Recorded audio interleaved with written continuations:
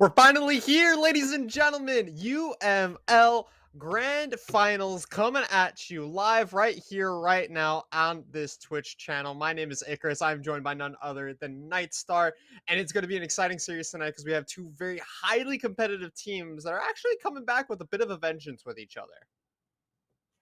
Yeah, I'm so excited. We are in Grand Finals.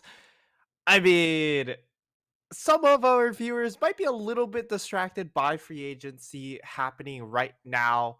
Understandable. And, for good reason, right? It's a pretty exciting time of the year as it just opens up. But we do have a very intriguing series here on UML with Resurrection taking on Cafe 3.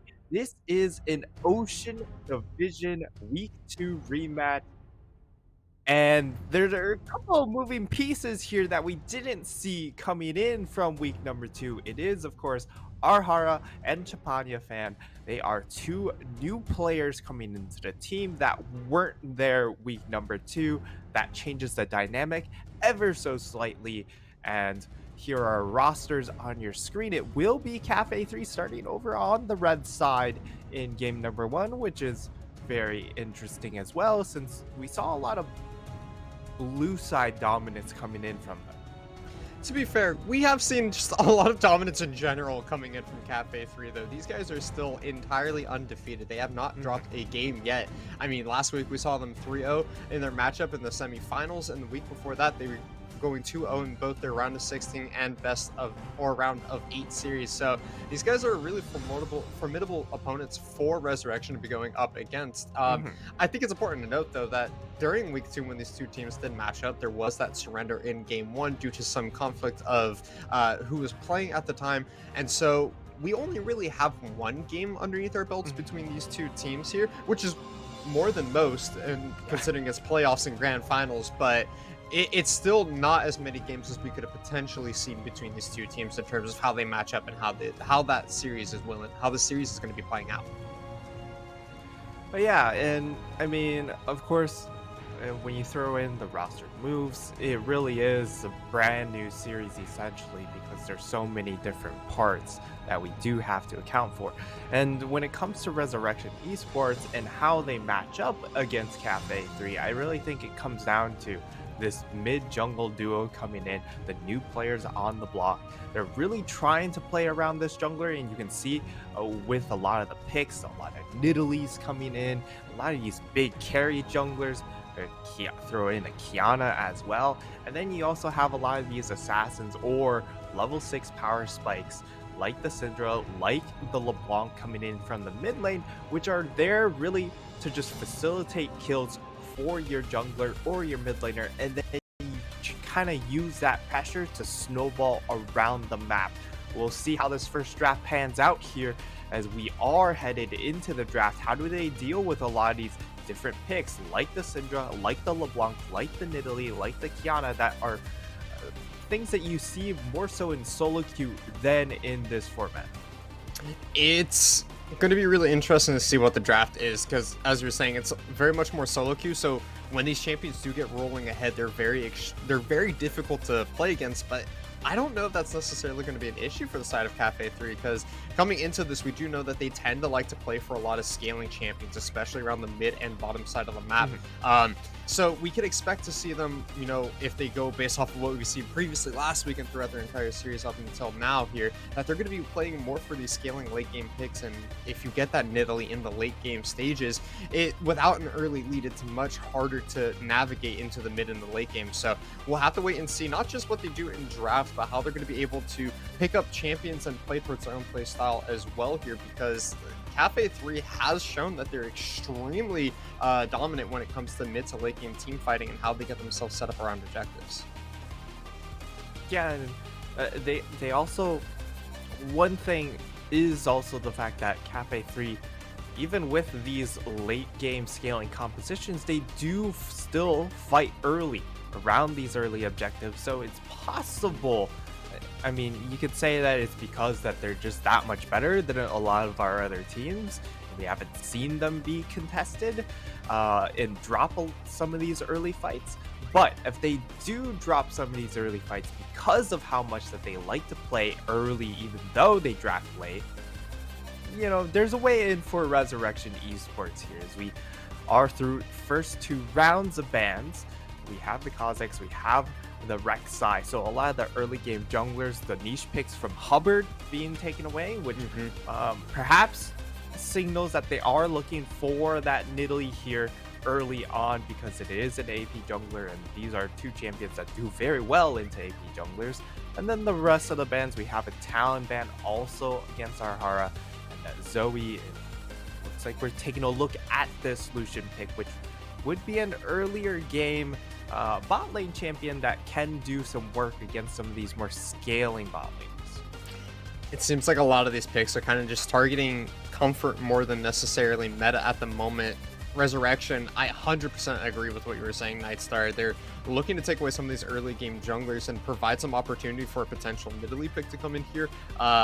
In order to allow those invades to happen, the Xin would still be open to face off against that pick. However, the Nidalee isn't the first pick up here from the side of Resurrection. Instead, it's going towards that Akali, which is very surprising if you have to ask me. We haven't seen a whole lot of priority on this champion as of recent in pro play or even in high elo. It is something that theoretically can be flexed around from top to mid, but most commonly played in that mid lane. So picking up such an early solo lane champion here for the side of Resurrection really comes as a big question for me.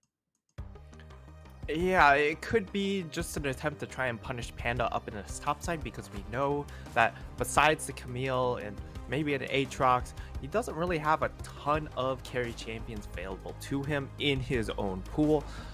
And he will go ahead, lock himself in the Camille, and then we do get the Xin come out from Cafe 3 as well. So a relatively strong start to the draft here, but they, I think they've already identified that more than likely it's going to be this Akali into that top side to try and punish Panda. So we'll just go ahead, pick our comfort carry champion. But at the same time, if you show your cards a little bit too quickly here, you can just get flexed upon. So Resurrection, they actually pick up the Shed, which Jace IRL has played up in the top side, but we do know, of course, that Shed still can be flexed into that bottom lane if they want to, and that still holds true for this Kiana. So while Kiana, you know, we expect to go into the hands of Arhara because he's the man that's been piloting this champion, you can still say it could be moved.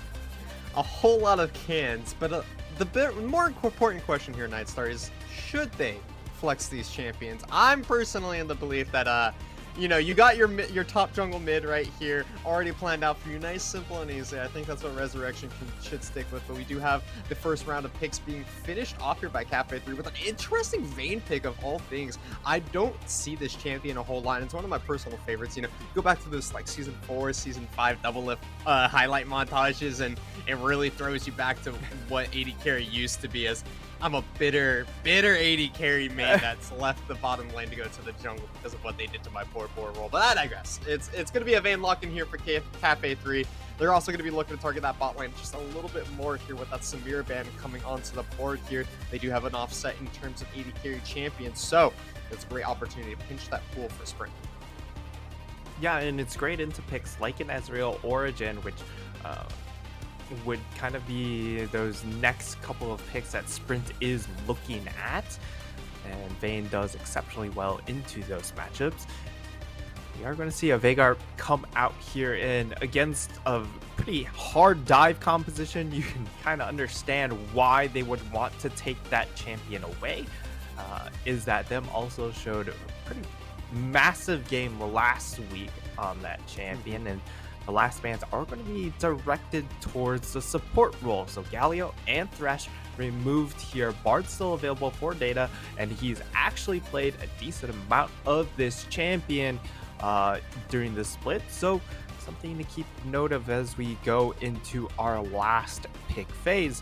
We have support, we have mid lane looking to be picked up by Cafe 3.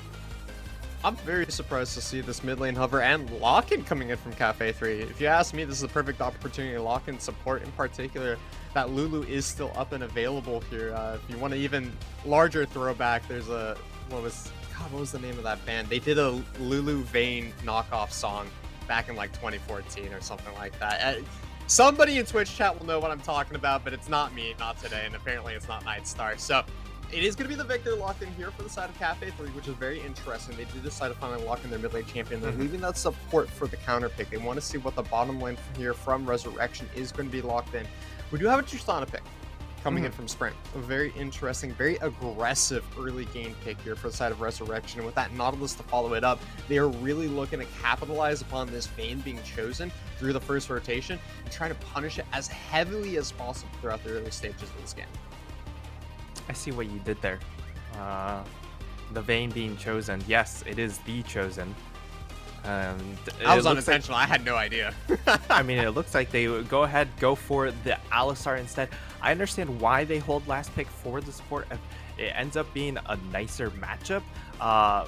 They could go for something like Braum in that instance. And if they show Braum early on, that's the issue, is that Data, because he plays some of these enchanters, can just hard punish a pick like that. So they decide to hold on to the support pick. It ends up being an Alistar in this situation. And I think it's a really great setup here because there is so much dive.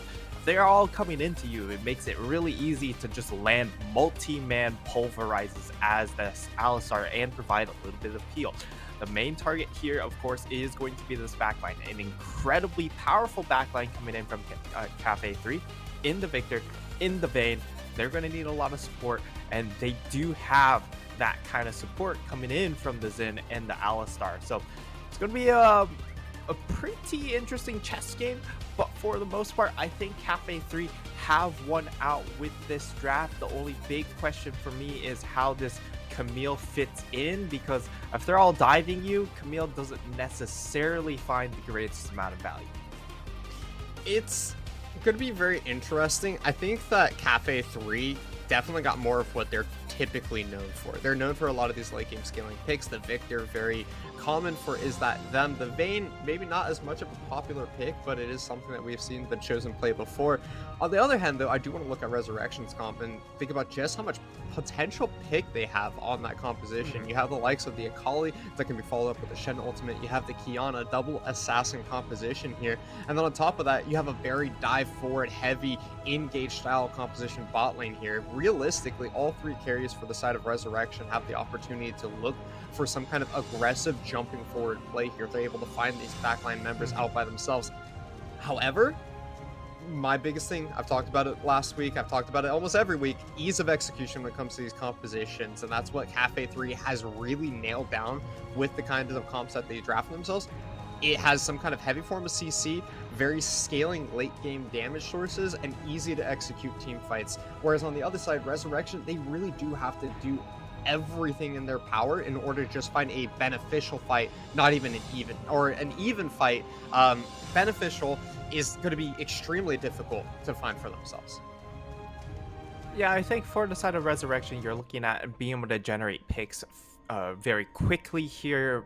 The skirmish potential is pretty high on this composition because you have a lot of early mid-game champions, and it's really about snowballing here. So if they do find a lead, don't be surprised if Resurrection do go ahead and take this game number one, whereas on the flip side, Cafe 3, like, the longer this game goes, the better it does look for them, as we are headed onto the Rift. And no surprising level ones coming in from either squad. You know, with a Nautilus, you could perhaps consider going for something aggressive, but against an Alistar at the same time, like, if you face check into a bush that has Alistar in it and you get 4-man pulls, that's a bad day. Nobody likes getting 4-man pulled, just like nobody likes being grabbed over the wall from a Blitzcrank at level 1. It's level 1 shenanigans are always very interesting to keep track of, but you know, considering this is the first round of the grand finals here, both of these teams want to play it a little bit easy. They want to not put their foot all the way down on the gas just quite yet, and they're probably looking to feel each other out. So if there's going to be any game in this series that goes slow, I am expecting it to be this first game, as neither one of these teams has a whole lot of information on how the opponent plays just quite yet. Yeah, just trying to scout out a little bit of data here, see what they garner from this game number one. And it should be pretty fast with where we get started in the excitement, because of course we do have double assassin. This game really is about this mid jungle duo coming in from Resurrection, and it's very much an unga bunga sort of composition. Everyone has to commit to going in, even the AD carry in this instance with the Tristana. Maybe not as deep as the rest of the folks, but you want to still commit forward with your Rocket Gel. You can't really afford to sit back by yourself either, though, because that would leave yourself open to being picked off by the Camille, the Xin Zhao, the Alistar, all of these heavy engaged style champions on the side of Cafe 3 that they have drafted themselves in order to make sure that they have the opportunity to find fights if they so choose here. Both junglers have completed their top side of the jungle. Looks like the Krugs will be left behind by After Hubbard here, as now they're making their way down towards this bottom side of the map, picking up their second bus here. And this is where we can really start to see some, I'm really expecting to see some action coming in from both of these junglers, preferably, as not only is it the double assassin composition coming in from Resurrection, but Cafe 3 with that Xin Zhao, he does like to skirmish early, he does like to try and contest some early game fights here, so he will be trying to go for this bottom side scuttle, but not until he looks for a gank on bottom junglers side down here. data. He might have to flash here. Good step away from the wind into lightning will mean that the slightest side steps keep him safe from an engage. Yeah, and Arhara also makes his way down here, but unfortunately, because he wasn't able to grab Scuttle, he doesn't actually have the health bar to help out his bottom lane in this instance. And it will be, it looks like it's just going to be a double Scuttle coming in from the Zen pick. So a great start coming in from Cafe 3. They're very far forward here, and I'm surprised that, you know, the Kiana didn't path up top side, knowing that the wave was going to bounce back, but now going aggressive down in this bottom side. Ooh, that's a flash forward from Data. They're looking to go extremely aggressive here. The Chosen just have to temple away. That's going to be the exhaust use. He still has the flash of gold. Now it finally comes out. That's going to be the stun. That's going to be the follow-up. The second Q coming in from Arhara as the jungler of Resurrection finds first blood in game 1. Great start coming in from Resurrection Esports here as they try and make Cafe 3 bleed in this grand finals. Of course, remember, Cafe 3 have not dropped a single game, making their way all the way to this grand finals. And now Kilroy trying to stop back here. Will be able to delay one. That is going to help to a very small degree here, but fantastic start. Being able to get, of course, the kill onto the Kiana as well means that this Kiana is well underway in getting this ball rolling. That's exactly what we needed to see from the side of Resurrection, right? We needed to see these double assassin composition really get rolling early here. And I like to see that their focus is towards this bottom side as well, because his Vayne throughout the early stages of the game is still quite vulnerable.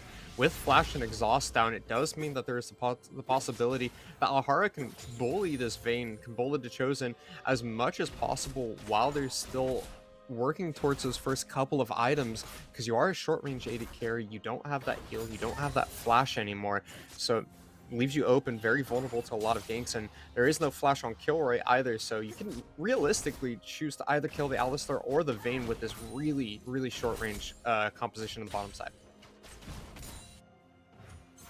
Yeah, that's definitely true here, as we are seeing some massive waves being stacked up, and looks like we're gonna have a revisit down in this bottom lane. The Chosen still no flash. Yeah, there is no flash here. Kilroy, he's gonna get stunned up, he's gonna get jumped on. That's gonna be a potential reset coming in from Sprint here, but with the show of Hubbard on the bottom side, it means that it's gonna be a disengage from Resurrection. Second kill going over to Arhara here. Second kill going into the hands of the Kiana yet again. Now already onto a Dirk. After this clear, you're looking at a pretty fast Yomu's Ghostblade coming out from this champion, which is going to put a major hurt on this very squishy composition coming in from Cafe 3. And now that they've killed both of these bot lane champions, remember, still no flash available for like 2.5 minutes, so there's plenty of time to keep visiting this bottom lane. But now we're seeing the cadets around this dragon. This is real awkward positioning here from the side of Cafe 3. There is no smite just available quite yet. That's gonna be the flash. That's gonna be a dash forward. It will be secured by Arhara here. The ultimate comes out. Level 6! Level 6. Nobody else has done that just quite yet. After Harper, he can't do enough here in order to pick up this one. It's gonna be 2 kills. Double kill picked up. That's flash over the wall. He's probably dead too. The side oh my god. Oh no, is that them? Flashing over the wall is not the play here, as you're not able to finish off Sprint. And it will be the triple kill secured by Chapanya, and the Akali and the Kiana are now online. Nightstar here, as both assassins are able to find themselves some early game kills, and the dragon is secured for Resurrection. Oh my lord, I believe the praise here is we've got a series on our hands, Icarus. Because it's 6-1. It is 3 kills on each of the assassins in this game. Kiana with 3 kills, Akali with 3 kills. If you're anyone on the side of Cafe 3, including this Alistar, because he's still level 5, you are terrified of walking out into just empty pockets of vision, because you never know when one of these assassins will just straight up bop you in the face. It's a scary world for support and AD carry mains out here, and even the Camille and Jin Zhao have to fear for their lives until they can get a couple of those tankier items underneath their belt. But for Resurrection, this is really what they needed to do in order to set themselves up for success in game 1 here. We had a lot of questions coming in saying that, you know, Cafe 3 undefeated so far, doing super well throughout the regular season and playoffs. So coming in with this early game lead for Resurrection is very important for their team if they want to try and stop that perfect score that Cafe 3 has brought themselves up to this point with. And a great first ultimate coming in from Shen as well. Being able to come into that fight and help out his team, that's another big thing. Whenever you have these big globals, that first use of the global is incredibly important. It really sets the tone for the game, and right then and there, really getting in massive value. Such a lollipop of a hook there coming in from Data. It will mean that Kilroy on cooldown has to use the flash in order to get out from that gank in the bottom side of the map. The Chosen will have his flash and exhaust available here, so maybe not as hard of a bully on the bottom side of the map, but with Ahara being 3-1, it is still a very scary situation. After Hubbard might be looking to try and punish the over-aggression here from Resurrect's bottom lane. Sprint still stepping forward. There is a pink ward in that river bush, so the Chosen, that's going to be the final hour coming out. Tumble has come in, 3 procs on the Spring. He has to jump away. It's going to be Data that has to flash out, though. He doesn't have the hook available. Level 5 as well, so no ultimate nor buy for time. Meanwhile, if we jump to the mid lane, it's going to be Chapani Fan going into Is That Them, but we go back to the bottom side of the map as Ahara has shown up here. Flash forward from Sprint. He's trying to finish off after Hubbard here. The explosive bomb is going to go off one more time. Ahara with the Q from downtown is going to be able to finish off the kill onto the Xin Zhao jungle, and that will be the end of the bottom lane fight. We do have a rotation towards the middle side. We'll have to see if Chapani Fan can make it out. But right after this commercial break, as we go back towards the bottom side, Ahara finds himself a double here, and this Kiana is relentless. And we talked about, hey, before the side of Cafe 3, it's about using this jungler, trying to get into that bottom side. But, I mean, man, it is hard to try and bail out this bottom lane right now. Kilroy once again having to burn the flash. That means yet more time. He doesn't have that spell available to him to bail himself out of here or even just make plays. The Chosen, he has his flash up, but I mean, the only reason why he still has it up is because Xin has spent so much time in this bottom lane, and look at what it's cost him. He's 1-2-0. He's behind in CS against this Kiana. It's like, yes, you're trying to keep your Vayne afloat, but this blind pick Vayne has not worked out.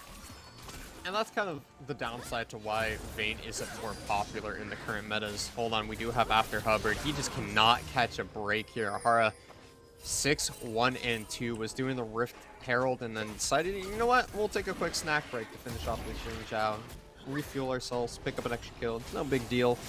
Dragon spawning in 30 seconds as well, so it's going to be an easy rotation here for the side of Resurrection Esports to pick themselves up the next couple of major objectives on the map. 11.5 minutes in here, they have a 4,500 gold lead, and these are looking like some of the gold leads that we were seeing last week from Cafe 3. Yeah, but it's not in the Cafe 3's hands, right? That's the big difference is Resurrection. They are putting on a massive clinic in this game, number 1. Coming out the gate strong. And another thing to note is that in the round of 16 and round of 8 rounds for the side of Resurrection, they did come out strong in game number 1. They won both of their game number 1s. But they did lose both of their game number 2s. So, you know, temper the expectations here, as this is still a great start because, again, Cafe 3, they have not dropped a single map so far, but After Hubbard here trying to lead a gank, but he's going to get matched.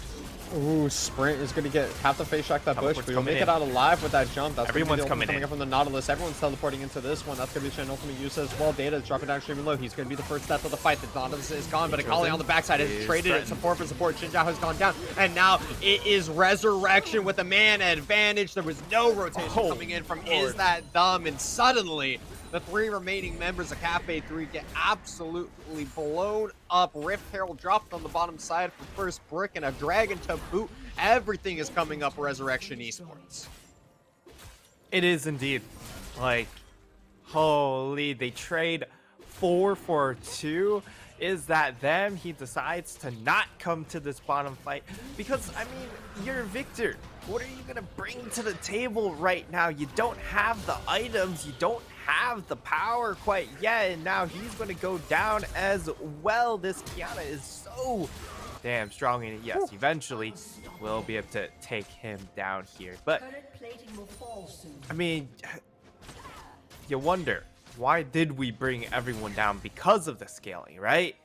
And yes, you find 2 kills, and unfortunately, it's 2 kills that don't go into the lane that you're pretty much playing for right now which is that bottom lane. It goes into the Camille, it goes into the Xin, and I mean, Zin's not going to get too much value out of that kill at this point in the game, and now we're going to have a fight at top side. Can they secure this pick?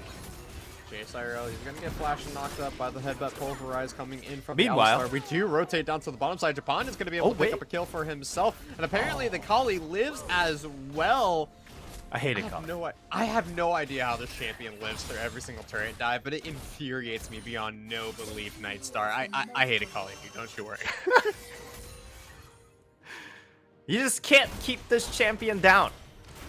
Time and time again, Riot and the Balance team have tried, but yet again, she rises to the top and manages to assassinate yet another marksman. It's nothing but pain and suffering out here. Quick update on that top lane fight. JSIRL made it out live, as we can see by the scoreboard, 0-0 and 7. So unfortunately, those top lane plays not working out for Cafe 3 just quite yet. They want to try and maybe put some resources into the Camille, but at this point, Nightstar, it's a 7,000 gold lead at 15 minutes. It's looking a little doom and gloom, though. If there's any team that I think is going to be able to pull the comeback, it would be Cafe 3. Ahara showing his way towards the top side of the map and decide, you know what, I haven't bullied this Camille quite yet this game. That's going to be the ultimate. That's going to be the kill. Great Hex like old man in order to dodge away from the extra damage of the execution from Ahara, but it's not enough. It's still a 2v1 situation. He goes down. He goes down, and unfortunately, the side of Cafe 3, they had this Camille pick. They just didn't throw any resources into it. So even though, you know, he's set to succeed as the game goes on, it's just not there. And holy...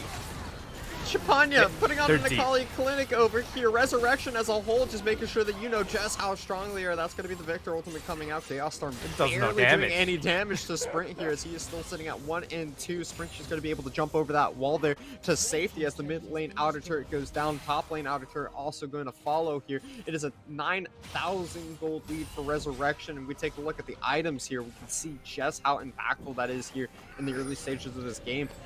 There's going to be a recall coming in from Sprint here, and I wouldn't be surprised if he completes the Fan Dancer, as it does get locked in here.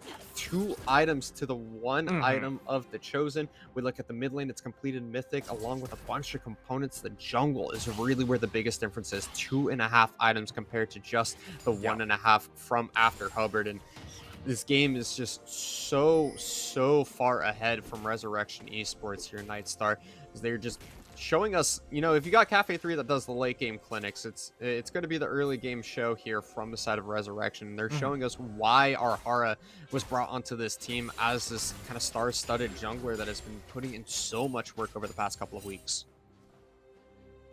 Yeah, and look at how they are responding as well with their advantage. They have so many control wards in their inventories. They understand with this pick composition, what's the most important thing? It's vision. We have to deny as much vision as possible, make them so terrified to walk into their own jungle that we just get more and more gold by being able to strip away their jungle camps, deny jungle camps away from the side of Cafe 3, and that's exactly what is happening. JSIRL, he's taking this fight, but you know, it's 2 bruisers up to the top side, but Panda likes his chances. That is a Divine Thunder that's been completed by Panda here. The Hex-type Ultimatum coming out in order to buy as much time as possible. There's going to be no flash, no dash available, and Jace IRL goes down in the 1v1 on the top side of the map. Camille, Panda, maybe shining light after Hubbard. But after Hubbard, though, this isn't the bush that you want to be checking. We're talking about the fear of walking into the jungle without vision. Teleport coming in by Chipanya Fan. He will be on the side of this fight looking for an entrance. Cannot find the Shuriken flip just quite yet. That will be a nine knives fight going out. That will be the Shuriken. He's coming in back. Kuroi has to pop the ultimate in order to keep himself alive here. Ahara trying to find the stun on the side. He is able to find it, but the ultimate from Jabanya will be able to finish off the kill there. Sprint finds the Alistar. The stun barely not landing there from Ahara's. The rest of Cafe 3 gonna walk away with their lives as Dragon spawning onto the map here. Third Drake going over towards the Resurrection Esports, and they're putting themselves for a very early Infernal Soul this game.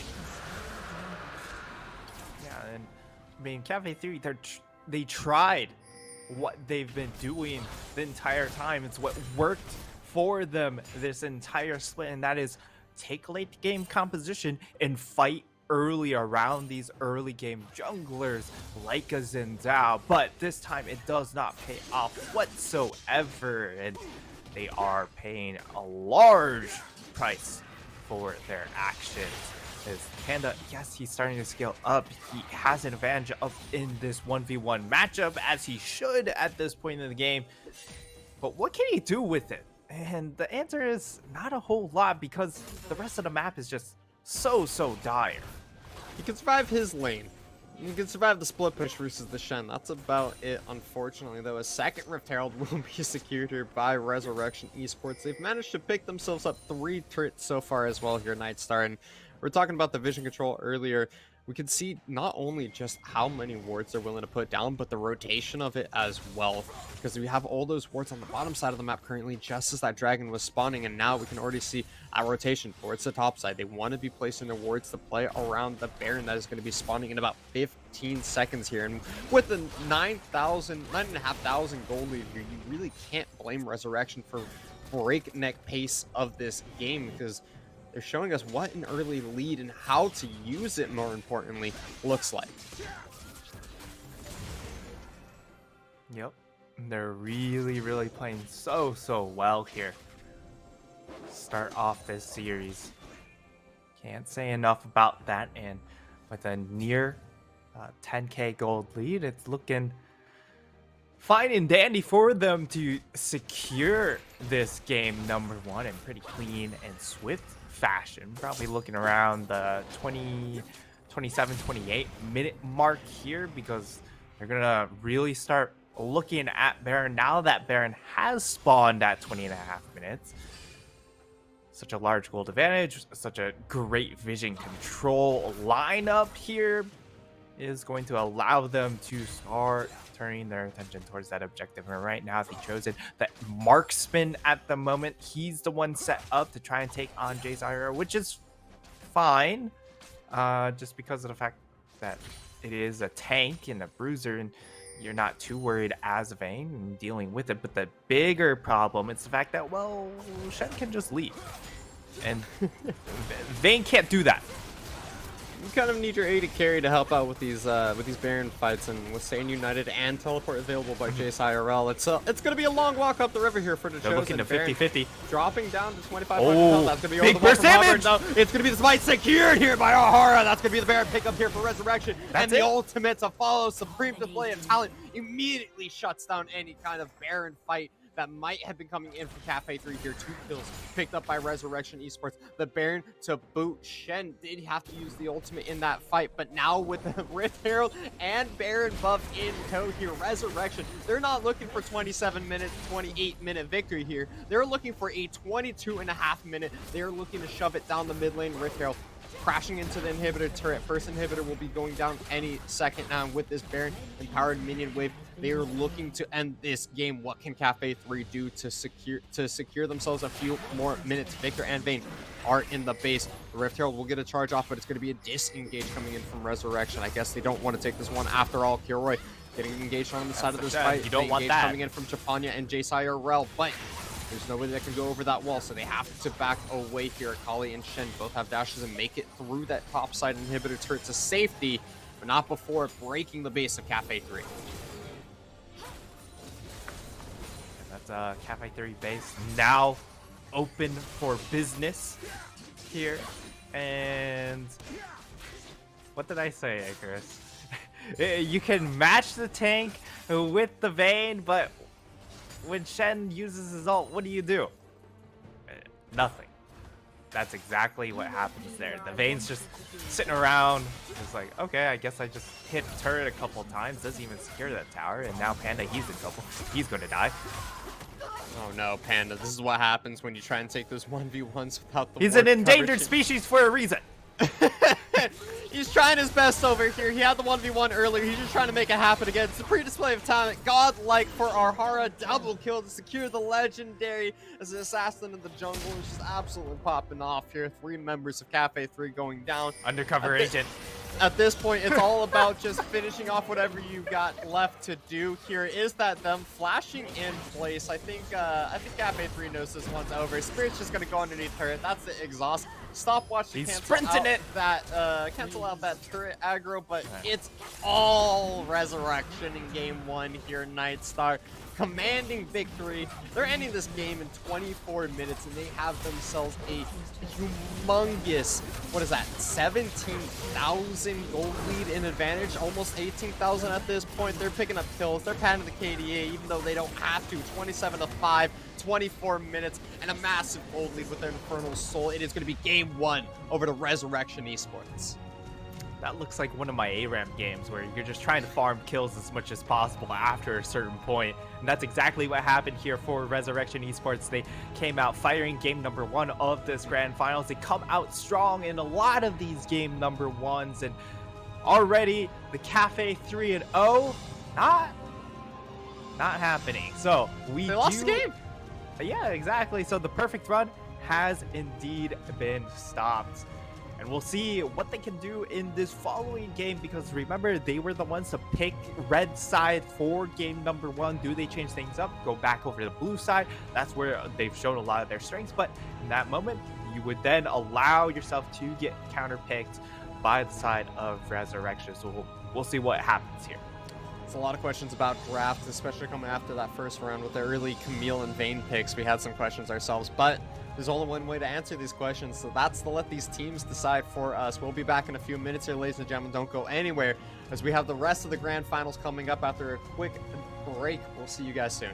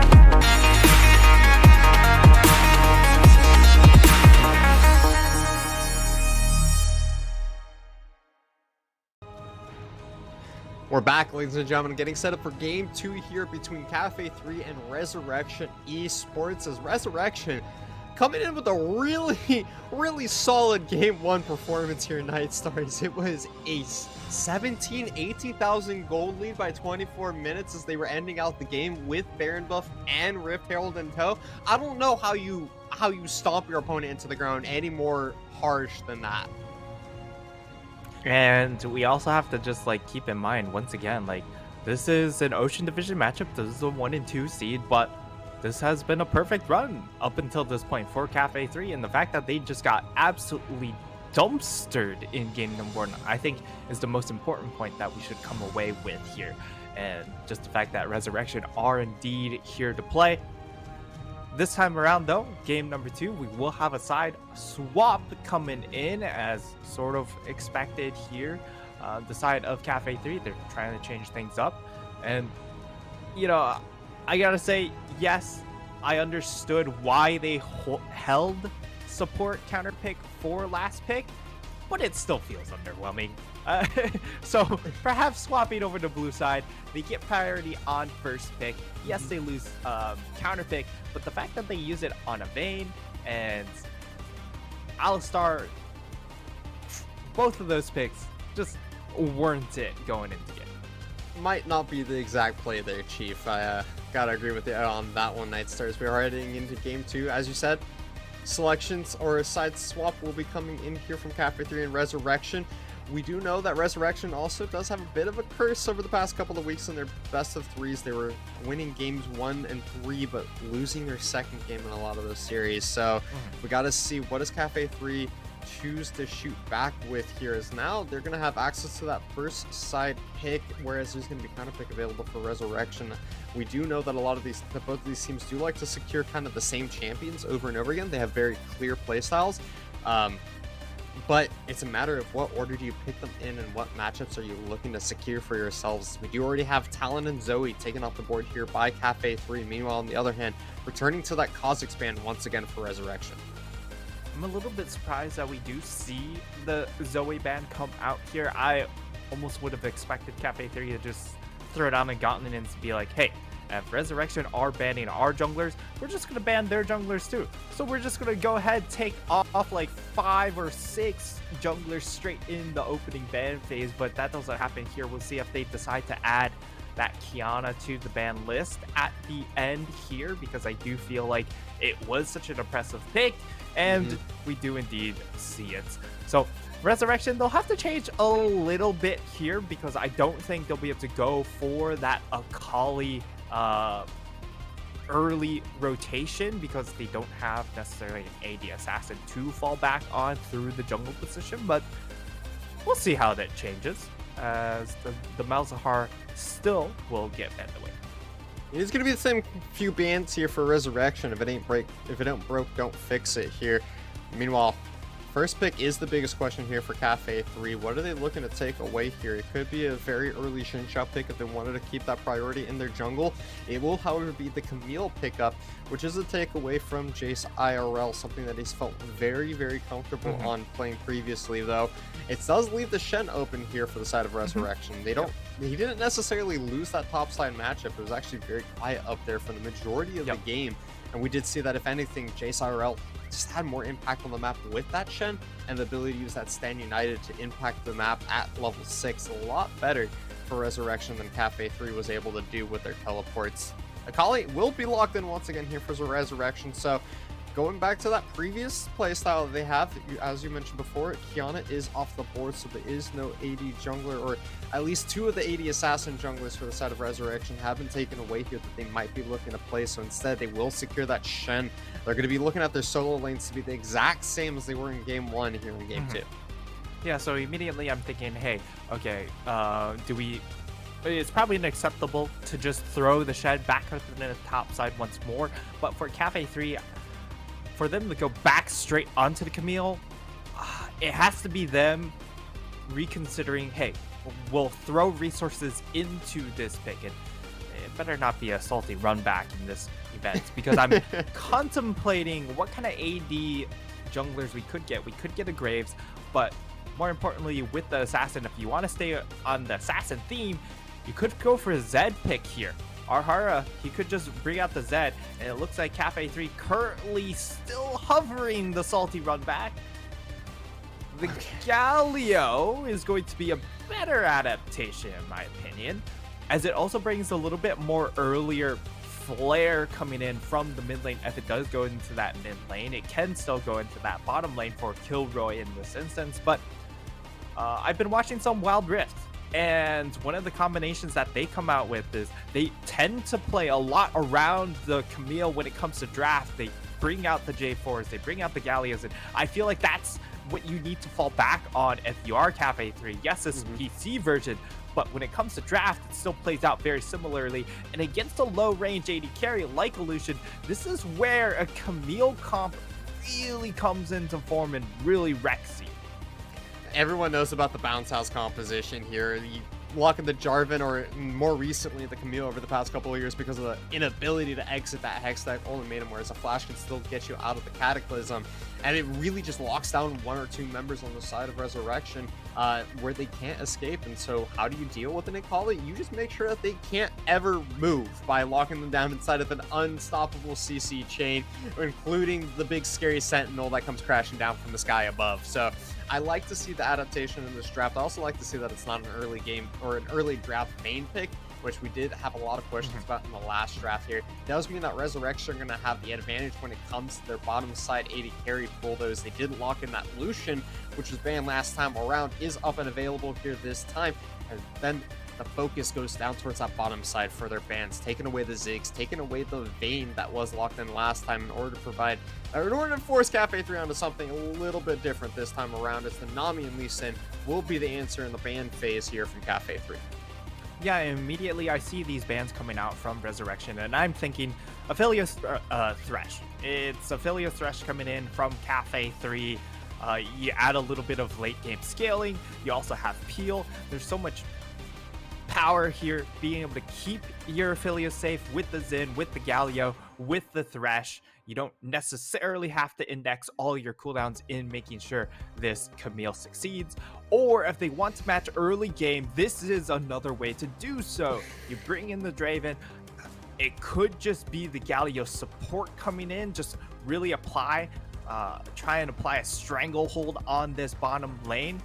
But hovering the Thresh, they will still lock in the Thresh. So, I get 50% of it right. Half credit. It's not the worst of worlds, but definitely a different flair from the Aphelios in the fact that the Draven does come out and will be Braum in this bottom lane.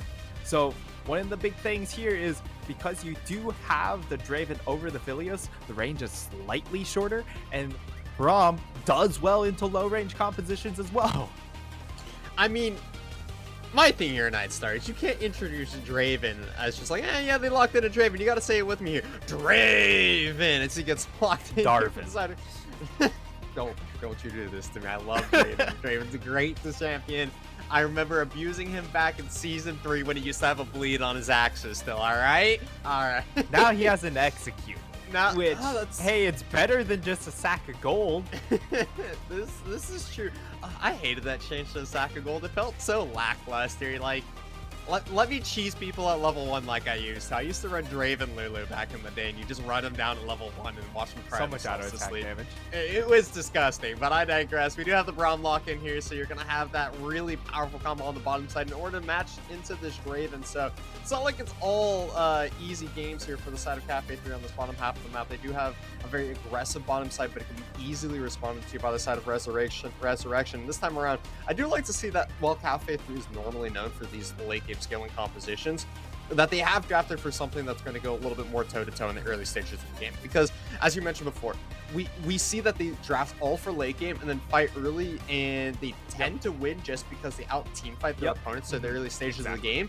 But when you're facing the likes of Resurrection, who likes playing these early aggressive compositions, you're not going to get away with that same exact playstyle. So the adaptation to rotate towards a Galio in order to make that Camille pick work a lot better here, changing where the focus on the map is going to be and how you're approaching team fights, is absolutely vital coming in Game 2 if Cafe 3 wants to bring this one back around. And the big thing here for the side of Cafe 3 when it comes to their composition is both sides, actually. It's all about this bottom lane. We are going to party in this bot lane. You pick Lucian, you pick Draven, you want to win early game, and then what do you have? You have a Galio, you have a Shen. You're bringing everybody down into this bottom lane party. That's all we can expect, though, with all the global teleports that are available for both of these teams. And let me say, there's nothing more infuriating than the 5-minute 5-man on the bottom side of the map. Why are we all here? Why are we all here? I'm just trying to farm. It's the most painful thing, but ladies and gentlemen, we are going to be hopping onto the Rift for Game 2 here between Cafe 3 and Resurrection in the grand finals of the UML League for Unified. This one hopefully going to be looking at a better early game here for Cafe 3. Resurrection hoping to bring back some of the magic that they had in Game 1 as we take a look towards the junglers for these early stages of the game. Ahara not on that assassin this time around, but Trundle with that Pillar of Ice still has the potential to make some very impactful early game plays. Yeah, and I mean, Ahara on this Trundle, he is also clearly looking to gank early because of this champion.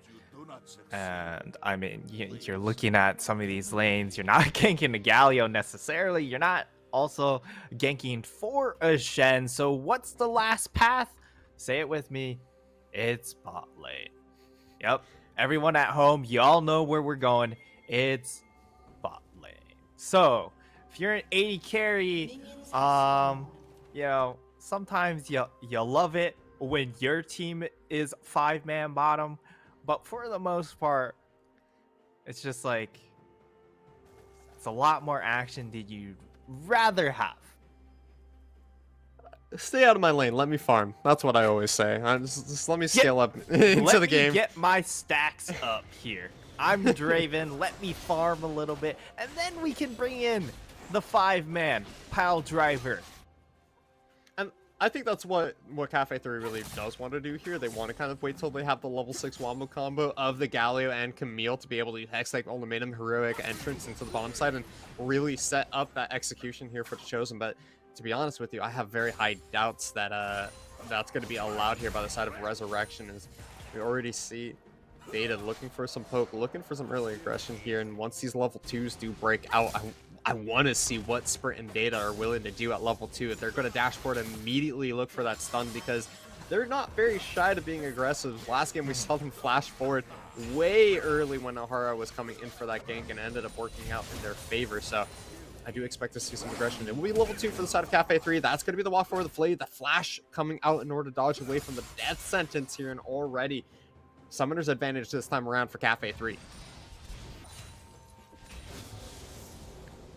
Better start than before here for the side of Cafe 3. They are also going to see that there is Mr. Trundle revisiting Kilroy. Flash coming out by the Thresh. That's going to be the stun coming in any second now. Concussive blow. Here comes the party. First blood. That's going to be the teleport coming in from his Athon. The 5-man in the bottom lane. The party is here. Night Star. It's going to be ever coming in. Draven was able to get a kill with the help. Is that them? Or no, he was able to secure it for himself. It was that them that's able to pick it up. Resurrection. They have the double man that teleported at the exact same time. And because of that, Shen IRL shows up just a little bit earlier. It's going to be the 3-man pickup here for the side of Resurrection Esports. It's starting to look just a little bit better in the early game for Cafe 3, but still not quite what they wanted.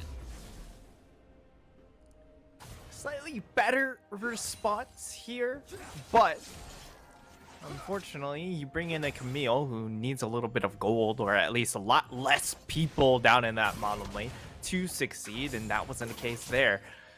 Is that them also botches the Justice Punch, but now he might just be dead. It's a 2v2 in this mid lane. Can they pull one back? Brom's here as well. After Halford gets a lot of damage on Chapanya fan there. The Ice Pillar will be coming out from Ahara, but is that them just kind of walks through it nonchalantly. Doesn't mind it too much as he's a giant rock golem, so not too much to worry about when it comes to a little bit of the cold. Never bothered him anyways. As we saw just Lucian. let it go. I was hoping that I would get away with that one and nobody would talk about it, but you know what? I'm not letting you go. The lanes have reset.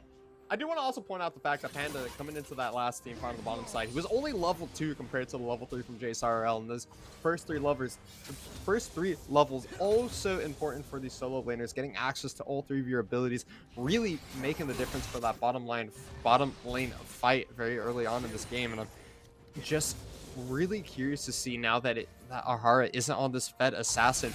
The kills going over to Jace RL. What is this Shen going to do with this early advantage that he's built up for himself? Is he going to be able to take 1v1s into Panda and continuously apply pressure on this top side of the map, or is he looking to continue to pressure around the map here? That's definitely a big question. Hook lands, not going to get much off of it. And, you know, the saving grace here was that the fight happened so early on that the Chosen didn't get a whole lot of stacks accumulated. You know, that's the saving grace. So he doesn't feel as bad dying there because he didn't have much built up anyways. So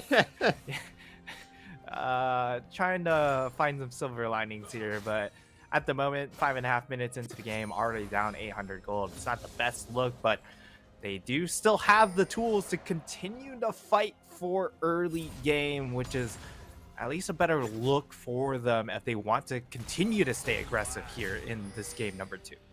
And a lot of that's going to be based around these level 6s, as we were mentioning earlier, for the solo laners. Once that Hextech Ultimatum and the Heroic Entrance is available for the side of Cafe 3, they can really start setting up some wombo combos to open up pick opportunities versus Resurrection here. And Teleport's halfway through their cooldowns here. No level 6s available yet for either side here. It will be a little bit easier for the side of Resurrection to make their way down towards this bottom lane now that the Dragon has spawned onto the map, though, because once that Shen ultimate is available, that is the top side of the map that can teleport down a lot sooner. And as I say that, Stand United does come online here for Jace IRL, which means Resurrection Esports already starting up this Dragon with that wave crashing on the bottom side. They will be able to pick up the first strike for themselves in this Wind Dragon. So we gotta see what our potential souls are going to be here with this next drake that spawns. It will be an Ocean Soul, so that's leaving us with an Infernal or Mountain Soul here in Nightstar, and those are always some really exciting games for me personally. And it's also, interestingly enough, very stark contrast when we come to rift changes, right? Because Mountain, that's going to constrict the map. That's going to make the comeback potential a little bit better here for the side of Cafe 3, because you've got a lot more terrain to work with for this Galio ultimate to land, for this Camille to just be able to play around and have that extra terrain to hook shot off of. And when it comes to Inferno, then things kind of sucks. Right? Because there's so much open space, just so much extra space for Resurrection to navigate, play around with here for their Akali and this Lucian. That could be not a great look for them, but you do, of course, like the Inferno Dragon more so than the Mountain Dragon. I personally just love the free loot and deco that you get with an Infernal Soul. I think that adding more damage to the game is always spicy, but maybe that's just me as a simpleton, as a play-by-play, just going, oof, big numbers, big damage, go, go, go. But I digress. We do have After Hubbard showing up on the bottom side of the map here. Level 6s are available for all solo laners across the board, and teleports are almost back up here. With the Dragon being down, though, I do expect that the Rift Herald on the top side of the map will be the center of focus for both of these teams here. Reset coming in from Arhara does want to try and get some items underneath his belt before the next big team fight comes up around this Rift Herald. And the big thing here is, while they looked for that play in that bottom lane, we also have to take note of the status of these solo laners, right? They were shoving in topside, so Jace, if this Shen wanted to leave lane, he'd have to give up a big wave. And also, you had the Galio come over to support this Camille pushing up. So if there was a Trundle coming in for a gank, you'd be able to easily match it. So I love the fact that they were coordinated with that approach. However, Braum is in the mid lane. Ooh. The rotation from Data will force the flash out from Is That Them. There is the follow-up on that Shuriken flip will mean that the Justin's Punch gets canceled out. Great play there coming in from the mid support duo of Resurrection. No team has rotated just quite yet up towards this top side of the map in order to start off the Rift Herald, though. I do think that that Scuttle on the top side River will be picked up here for the side of Cafe 3, and they're going to be starting up the Rift Herald just as I mentioned it. I do like the topside combination that Cafe 3 have going on if neither one of these bottom lanes is able to make their way towards this objective. Great cancel on the culling there coming in from the Chosen is, yeah, I think there's going to be a clean and easy sneak away here from the side of Cafe 3. Big objective obtained by the side of Cafe 3. This is, of course, a composition that needs to try and find a way to snowball earlier. And getting a Rift Herald, being able to throw that extra gold into their Camille, hopefully, will be really, really nice. Or they might just channel that extra gold into the Draven. It's really just one of those two lanes. You have to see it happen here.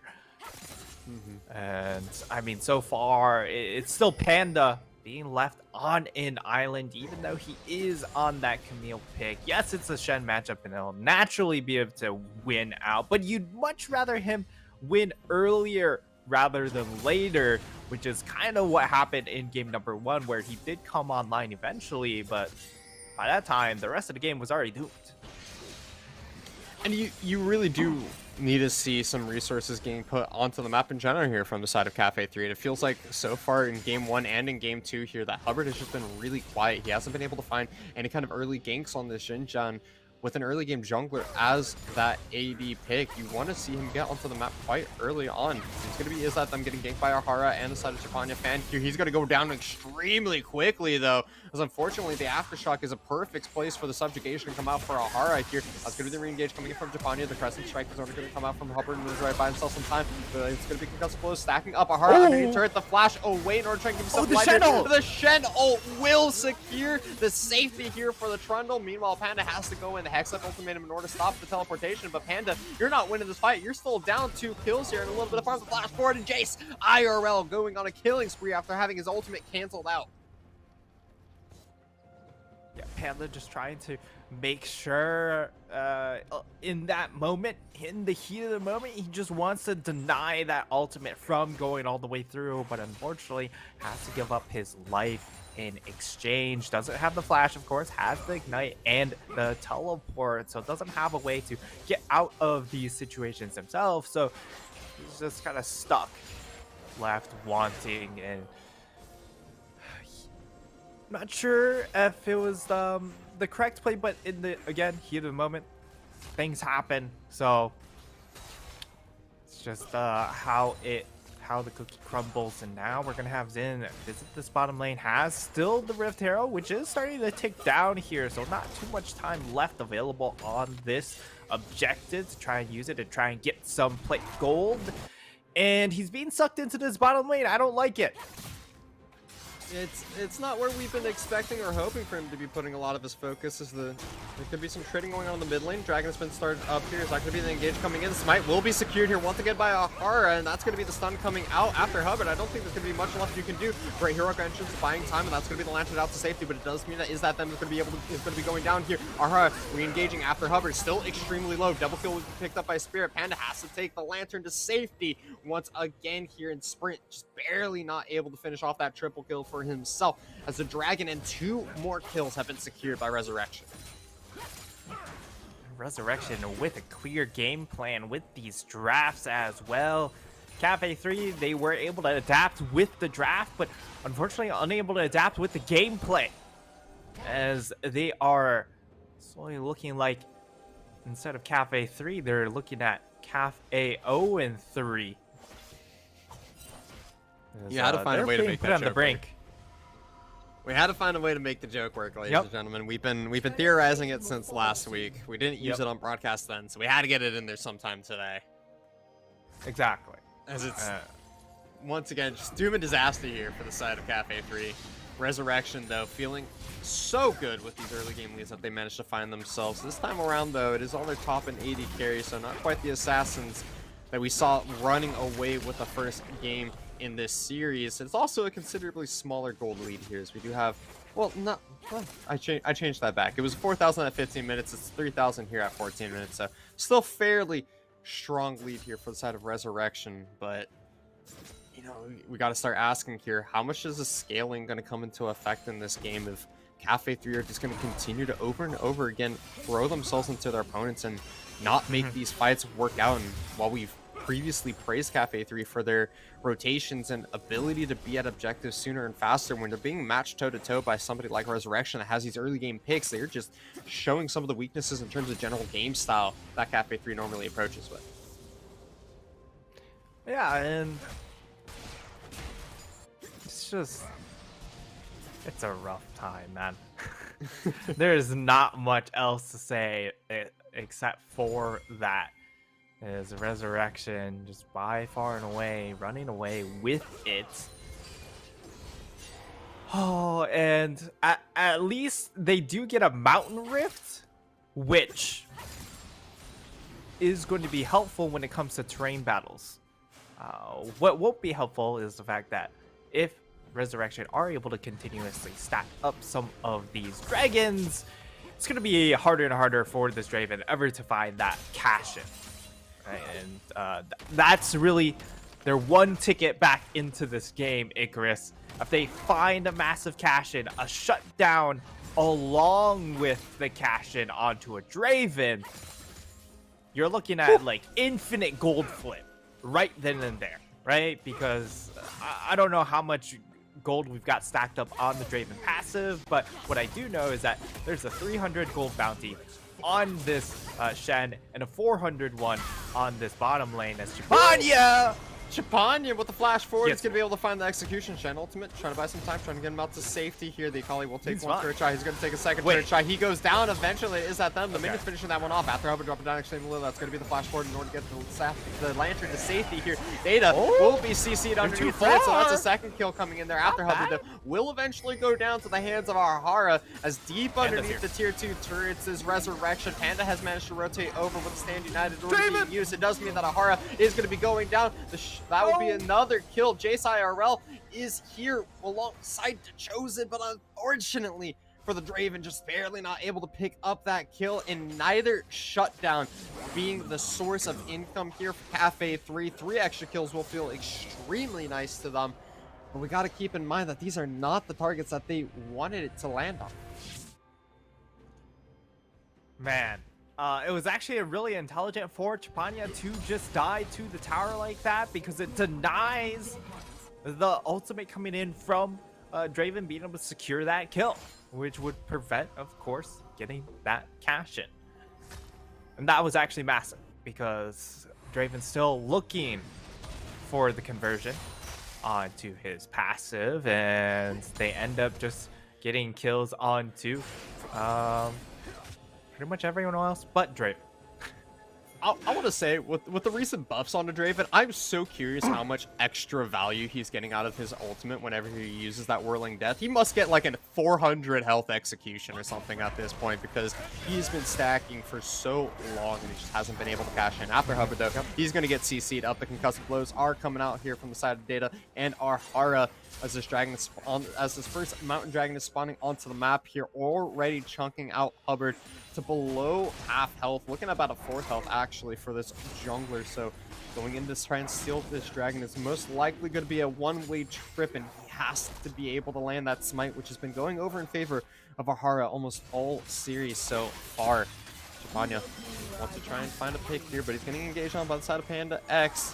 Will be forced to use the shot. There's the Shen. The Stand United coming out here. Jace IRL is in this fight very early. Kori throwing down the box in order to buy some time. He's just doing that in order to prevent his backlap from getting Draven? back here. Draven doing work in the backline though. Draven! That's a shutdown. That's going to be going over to the Chosen, but what else can he find here? There is no Draven! just fight yet. He finds himself a double. Is it going to be a final Hara? That's a triple. No, it's going to be secured by Panda and Cafe 3.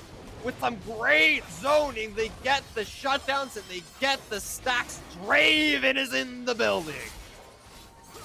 And they find the fight here at long last. Chosen cashes in on 2 kills, one of them being the Shen shutdown. Hyper, give me the gold. How much did he cash in? How much of a... okay, so he gets 1,450. Then he got himself a crit cloak. And another one, and sold I think he converted his boots into steel caps, so that's another 800. So we're looking at about 3K that he got. Too much. Which is a decent, not too shabby amount of gold. And because it is Mountain Rift, we are actually seeing him go straight towards the LDR, which I think is not a bad option, especially when you're trying to hit targets like the Braum and the Shen and the Trundle, which all have a lot of health and resistances. So loving this build path here, and Cafe 3 giving themselves the lifeline. You love to see that they're also able to stall out on this Dragon Soul that Resurrection was looking to stack up early here, buying themselves at least another 10 minutes before that Mountain Soul does come in here. And as a late game scaling preference team here with that Camille especially, they're really liking how this early game is going out much better than the last game. They were 4 minutes away from losing in the first game of the series, and this time around they've only managed to lose one turret. They've managed to pick up a Drake for themselves and more kills than they had in the last game as well. So much better start here coming in from Cafe 3, though they still have a bit of an uphill battle to go. It's a 1,000 gold lead still here for the size of Resurrection. Draven making up for so much of that early lead that Resurrection had. Chapanya wants to try and find a fight on Panda X here, but it's only going to be a little bit of damage. Execution going to be coming out here from Chapanya in order to try and finish off Panda X with a Hex Up Ultimatum, buying time. The Ignite going down as well. Akali so low, but again, just manages to make it out. Oh, Sand United got used though.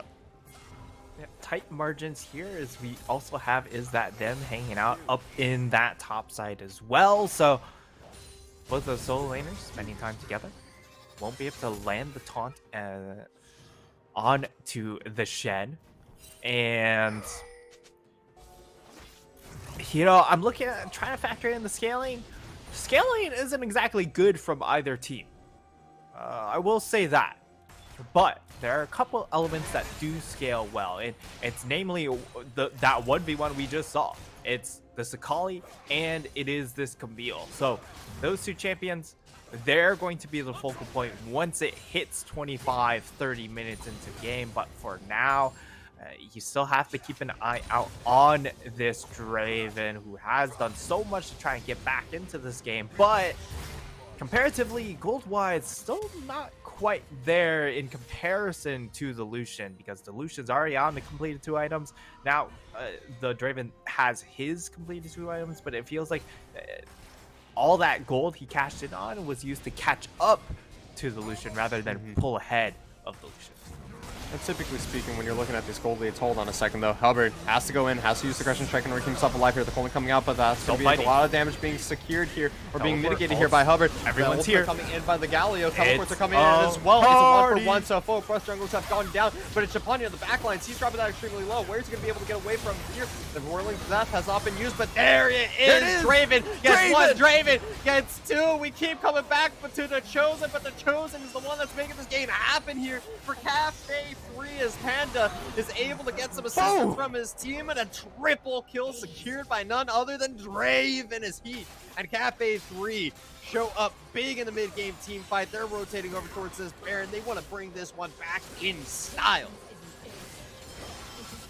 What better way to bring it back in style than have Draven pop off for a triple kill. Now he's on 5, 1 in 5, gets yet another big cash in. And maybe Hyper is back, but I need to see the gold if we can have that pulled up here, because Draven once again just has infinite amounts of gold to spend, gets himself a BF sword, gets himself a pickaxe. That's at least 2,200 extra gold that he gained from that fight in the Baron. Oh man, things are heating up here. Resurrection, things not quite doom and gloom, but it's looking ugly because against Mountain Rift, it's going to get harder and harder for this Akali to find these executions. They need this dragon and be able to get out. Ooh, that's a platform. That's a smite. The mental game's coming in from behind here. Nightstar, so disrespectful. The lantern was even out preemptively. They knew what was happening here. Japania dropping down extremely low. The whirling death coming out, but there's no execution this time around as the chosen one has been stacking, getting all the gold from his stacks here. Panda is going to be caught on the bottom side of this fight. He's has to use that exact gold name to try to buy some time, but it's not going to be enough. Chase Hyrule finds a shutdown there. Recalls being used here from Japania in order to get back to safety. There is no teleport available for Zakali. They wanted to re-engage here, so it will be a 4-for-4 at the start of this fight. Hubbard over the wall wants to try and find entrance here. The glacial Fisher will come out as it's going to be the shutdown once again coming into is that them this time around. It's going to be Sprints that finds that one. 2 kills picked up from Resurrection, but it was the dragon that was secured here for Cafe 3. Are they going to be able to disengage the rest of this fight and mitigate the damage here? I do think they'll be able to back away with just the loss of 2 of their members after Hubbard, though. Oh, I don't no, know. You can't be going for your wolves like this. He's no lantern available, buying as much time as possible, but it looks like Resurrection. They just don't want to take this fight. Instead, they're looking to rotate up towards this top side of the map. They're looking to keep their eyes on the prize, and they're focusing on these objectives and turrets. Yeah, and right now, for the side of Cafe 3, they get themselves a Baron. They try and go ahead, flip the fight. And they get the dragon, but Panda gets caught out towards that bottom half of the river right there, and because of that they over-index, trying to overcompensate there. And even if it was just Panda dropping in that situation, it's still really bad, right? Because you have a Baron buff, you can get so much value from your split pusher having the Baron buff, and then you go ahead and lose it. That's already not a great start, and then they end up dropping so many other members afterwards. So they lose quite a few Barons, and now we're gonna have a party in this bottom side. Is it gonna be big party is the real question. There is no teleport available just quite yet for the Akali. Hubbard does find Arhara, so it's a jungle v jungle on the top side, or in this river over here, but with the rest of the members from both teams rotating over, it does mean it disengages. Neither team has the vision just quite yet to make that happen, and it seems like Resurrection, after that successful team fight, with just their early rotations that they have, they've been doing a great job of pressuring the map, despite the fact that they've been losing these last couple of fights, and we see what it does for them in that final fight that we just had, where they were able to get to the dragon. And sure, they may have lost the Drake to the smite from over the wall, but they were able to pick up a couple of Barons, and now Baron has worn off. And what did it really give Cafe 3? Well, it got them the mid lane outer turret, but I was kind of almost guaranteed once they had won those past couple of fights. And besides that, they weren't able to break any other outer turrets. They weren't able to really break away in terms of gold lead, and sitting at just a 500 gold difference, it really does feel like you were saying before, Nightstar, that a lot of these successful team fights for Cafe 3 aren't so much putting them in the lead as it is catching them back up to where they should be versus Resurrection. Yeah. Nailed it on the head, and now we're just kind of patiently waiting here. I expect the next fight to happen around this third dragon, which is coming up in 90 seconds, and the Baron that's coming up in 2 minutes here. Those should be the big focal points. And going into that next fight, we're starting to hit the stages where, yes, this could be bad. Chosen, this is not the fight that you want to be taking. The teleport is going to be coming in. Who's it coming from, though? That's going to be Sen United use as well. JSRL's going in. That's going to be flash forward from the try to bail him out, but it's not going to happen. Panda, he finds the kill. He kills the Akali. Double kill coming in for the Camille as Cafe 3 are just faster on the rotation. They have 2 teleports available, and they used them to make that one happen. Yeah, and the difference was it was an 80 carry, right? So because of that, you're able to bring 2 extra members, whereas for the side of Resurrection, they already had one of their TP members in that fight to start things off. So they did get outmanned, and it was a really nice stopwatch timing coming in from Chosen as well. That made the difference, and now they're going to try and push down this mid lane tower. They are able to get that top lane tower in the meantime, in from that Gallia, but that was also pretty close to falling down, as that was a tier 1. And let's see if anything happens right before this dragon. Deroy has to flash away from the Culling, the death sentence. It's going to find its way onto Sprint.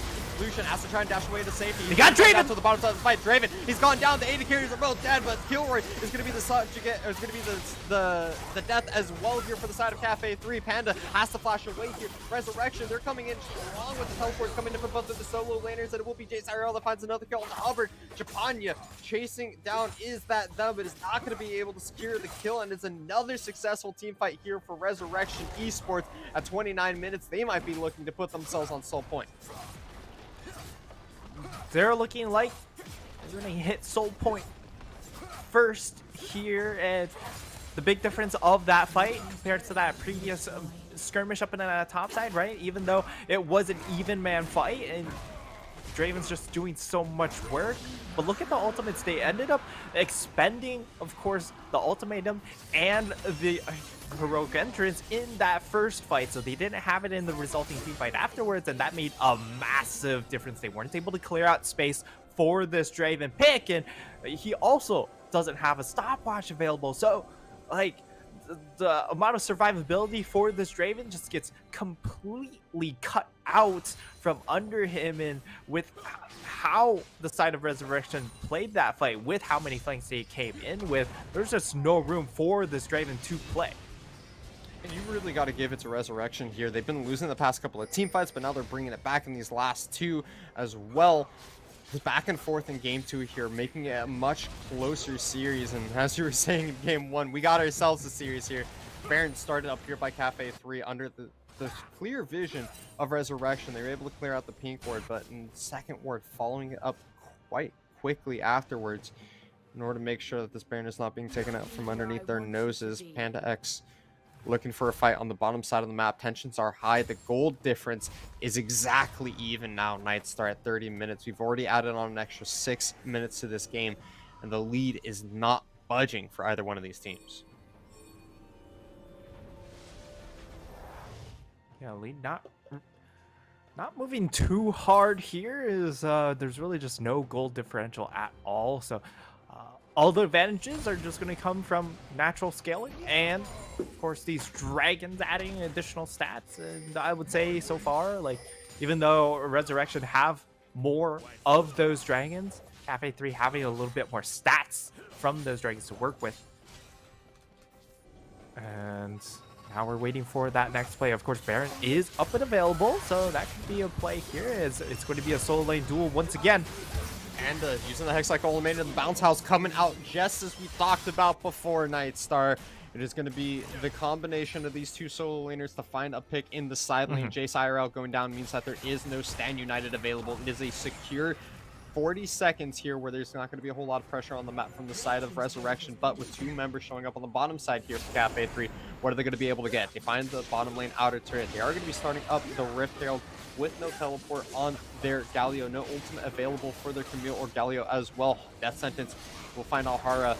Baron is taken away slowly here for the side of Cafe 3. The engage is going to be coming out here. Galio, that's going to be the stopwatch. He's trying to get the taunt, but who's in the backline? Data buying as much time as possible. Trolling coming out. Sprint has not been touched. He's going to find the first kill on the fight. He's going to be able to find a shutdown onto the Camille. He's going to find a double kill onto Hubert. He's going to be able to find a triple kill. That's going to be 4 kills picked up here, and it's a clean ace from Resurrection. The zoning, the beautiful team fight around the Baron pit as they bring themselves back into this one. You may have gotten a pick on the bottom side, but that means that you have no ultimates and no teleports available for Cafe 3, and now it is straight down the middle lane for Resurrection as they want to try and break open the inhibitor, potentially break it open this game.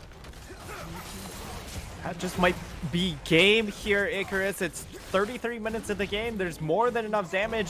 They drop absolutely no one, so that's going to be game number 2. We thought Cafe 3 might have a lease on life in game 2 with their big comebacks, with some of the plays coming in from the Draven, but it was not to be. Resurrection, they came straight back from the dead and sweep this second game out from under the feet of Cafe 3. So another well-played game coming in from Resurrection, and now Cafe 3, like, where do you go? You have two very different looks coming in draft in game 1 and game number 2. I think the game 2 look a lot better, but they didn't quite manage some of their large cooldowns that they needed to keep track of to allow them to then team fight after getting picks. And I think that was the really big fault from this game number 2. Typically, we've seen that Cafe 3 is a little bit more patient when it comes to setting up their team fights. They're willing to allow their full 5-man to be there, or they at least make sure that they have their ultimates, their globals, and teleports available for whenever these big objectives are started off. But it felt like in this game, it was Resurrection that heard the early lead. We can't forget that. So Cafe 3, they were trying to bring themselves back into this one. They felt the game slipping away from them after those, they had that middle section of the game, but they were starting to slip away. They saw an opportunity, but unfortunately, this wasn't the right opening for them in order to try and bring this one back. And Resurrection quick to punish here in game 2 as they're going to be setting themselves up into 2-0. A potential 3-0 for the other side of the map here. Resurrection Esports, the team that has something to prove here as the 2nd seed coming in from the Ocean Division, and they are making it look so good for them here. But there's always a possibility here for Cafe 3 to bring this one back around, and the game's not over until that 3 is slotted in for the winning team. So we'll be back in a few minutes here after a quick break. Do not go anywhere, ladies and gentlemen. We'll see you shortly with Game 3.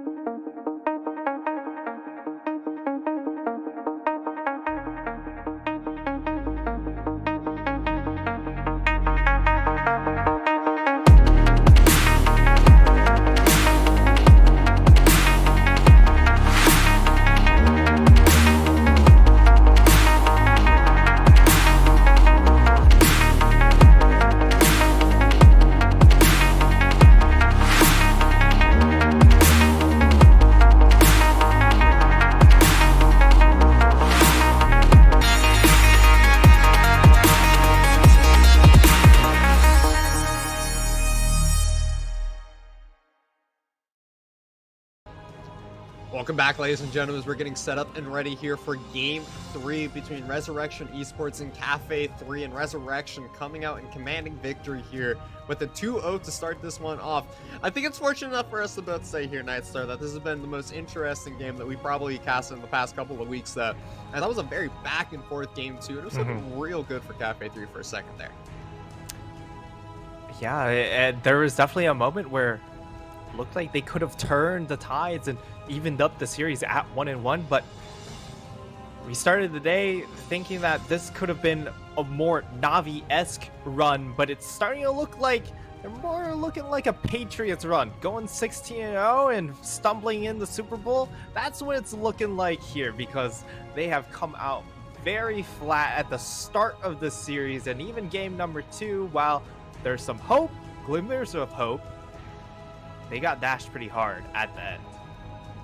I may not know my football analogy, but Hypertension did not sound happy about that one at all, Nightstar. And I'm sure that the folks at home also super disappointed in that one. How dare you? But Resurrection really come in and answering a lot of questions for us in terms of how is this team going to face up against Cafe 3, who we were hyping up all last week because we had them on broadcast about this late game scaling composition. They're just so early to rotate. Their communication's on point. Their team firing looks amazing. And we could just see that their natural play style has been doing them wonders in terms of the champions and drafts that they've been able to pick so far. And coming into game 3 here, I'm really curious what Cafe 3 is going to have to answer. We said after game 1 that they needed to switch things up, and they did. They brought out the Galio, they brought out the Draven and the Thresh in the bottom side of the map, and it was looking good for them because they had a lot more early game presence, and they're able to fight for some of those mid-game objectives. However, when it came down to the end game, they just didn't have the same scaling and seemed to be taking fights that they weren't quite prepared for because of the different draft that they normally do go for. Yeah, and I think part of it comes down to some of those late game executions, right? Where they go out, get themselves a pick, but they use a lot of tools to secure that pick, and that means when it comes to the follow-up team fight, they don't have that tools available to them. And that was a really big glaring issue closing out the game for Cafe 3. We'll see if Resurrection, if they do anything about this Camille pick, because that has been the focal point for Cafe 3. I don't think it's been particularly impressive per se, but when you're talking about lane-wise, the top lane, you know, he has been bullied out by this Camille pick because of how it naturally outscales a lot of the champions that Jace IRL is looking to play.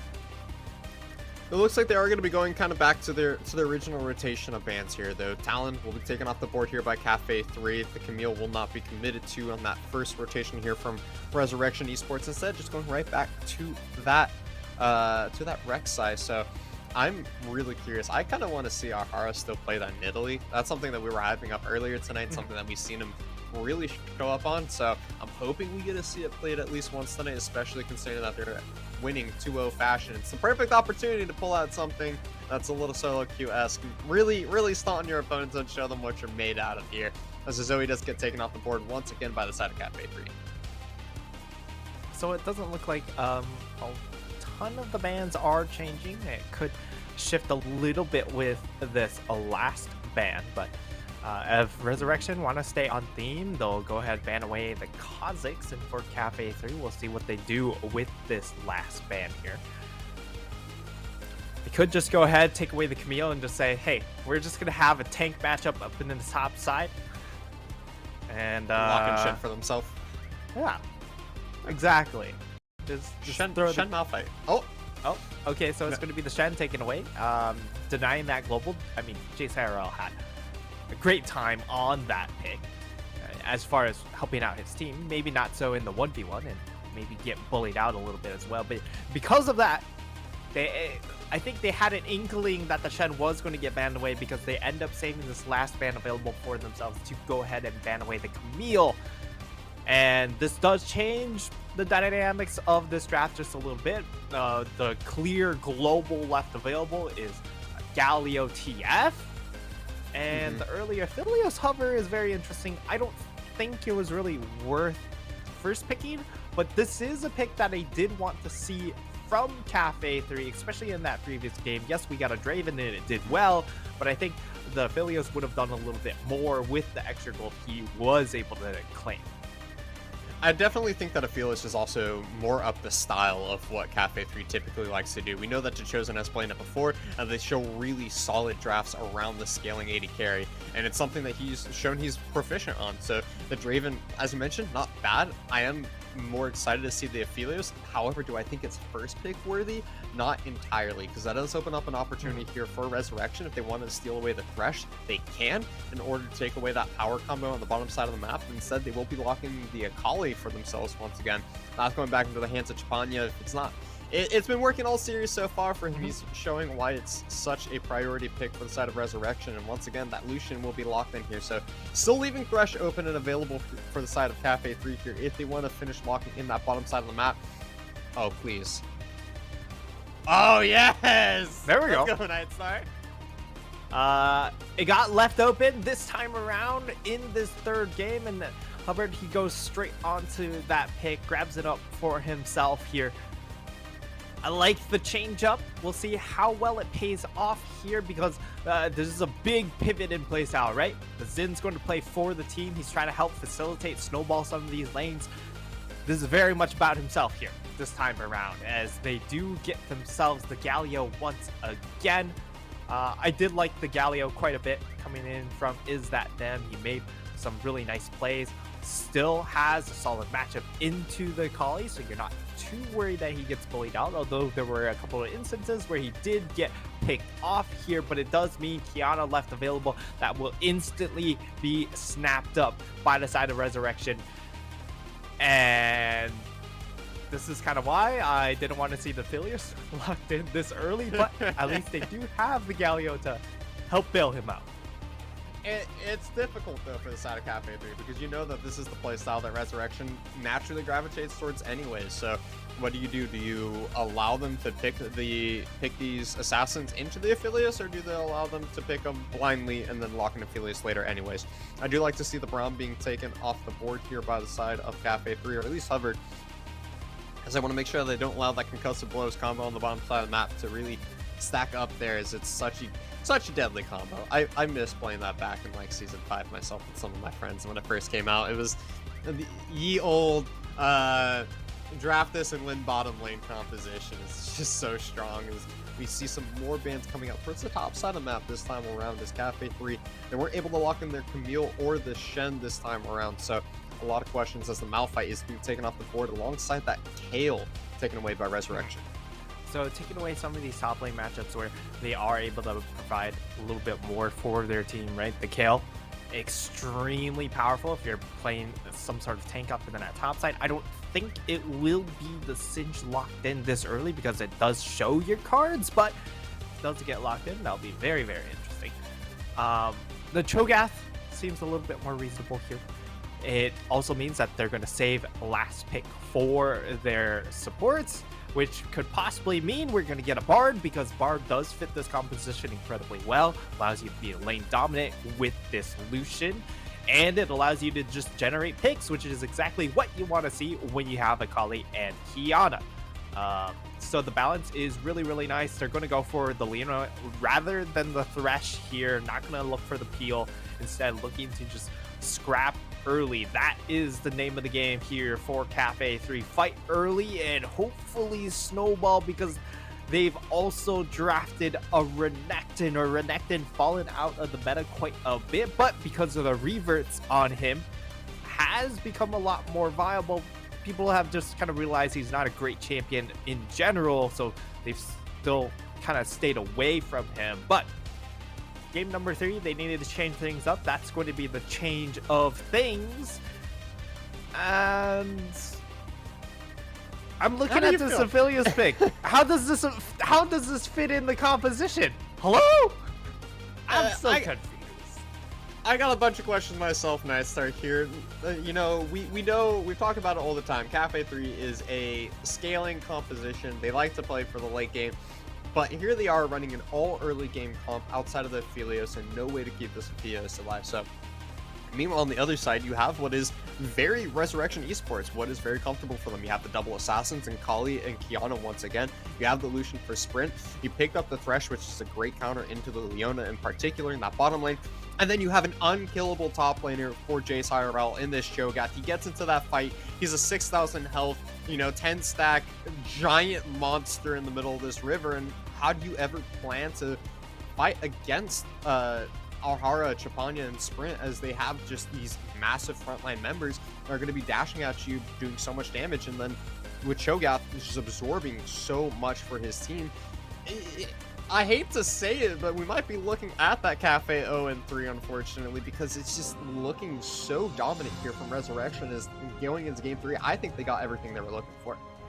Yeah, and for Cafe 3, if they want to try and succeed, it has to be around this Kha'Zix, right? They early drafted this pick, and against that composition of Resurrection, it is doomed at 25 minutes. Because how do you assassinate any of these targets? The Kiana goes invisible, the Kali goes invisible, the Cho'Gath? Please, you're assassinating a Cho'Gath? That's not happening. And then in that bottom lane, you have to deal with the Thresh, who's going to be flaying you out of fights if you use that jump. So it has to be very, very, very early game focus coming in from Cafe 3. And at the very least, they have the tools to do so, because you do have a Renekton, you have Kha'Zix, and you have a Galio. So if you play top side, it has to be like non-stop top lane unga bunga. We're diving this Cho'Gath over and over again. We cannot let him hit 6 and get those stacks rolling, because then it's going to become more and more difficult for us to kill him. But I mean, like, if we're talking about top lane focus, then this Leona pick makes a lot more sense, right? Because you roam out of this lane and just try and facilitate ganks for this Renekton. It's game number 3, Icarus. Do or die here, or as they said at Worlds, make or break.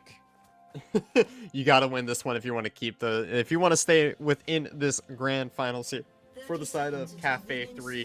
And with such a spicy draft compared to what we normally get from them, really is make or break. 5-point starts coming in from both of these teams. Still no level 1 shenanigans, which disappoints me a little bit, but I am a fan of the cheese in the early stages of these games, so that's just a personal preference of mine.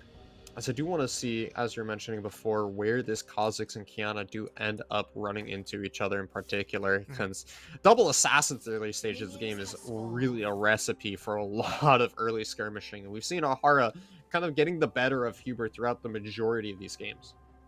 And here I really wanted to see an early level 1 play come out from Cafe 3 to try and swap things up here, because again, they are pretty early game focused with the Galio, with the Renekton. You can definitely look for a level 1 play, especially around this Leona pick as well. So I was hoping to add extra spice, because you really need extra spice in the game number 3, backs against the wall, even though, yes, you were small margins away from taking game number 2, but the result still stands. It's 0-2 at the moment, and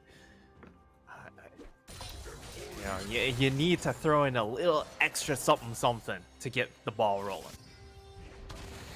It's interesting to see, looking at where these junglers are starting off. Alhara is going to be going up towards his Krugs. He's typically ignored them so far, and that means that he is going to be looking to do a full rotation before he looks for a gank. Where he's going to be looking to make that gank happen, probably on the bottom side of the map, as he's been focusing all game so far since he did start on that red buff. So it won't be very early aggression between both of these junglers, but instead where they're going to be able to make their impact happen here. And we've talking about it, Hubert, he needs to make something happen in these early stages of the game. Cho'Gath shoving out that lane very early will be going down to place a ward, which means if the Kha'Zix tries to go for something aggressive here, Hubert might have to find a sneaky way into that top side of the map.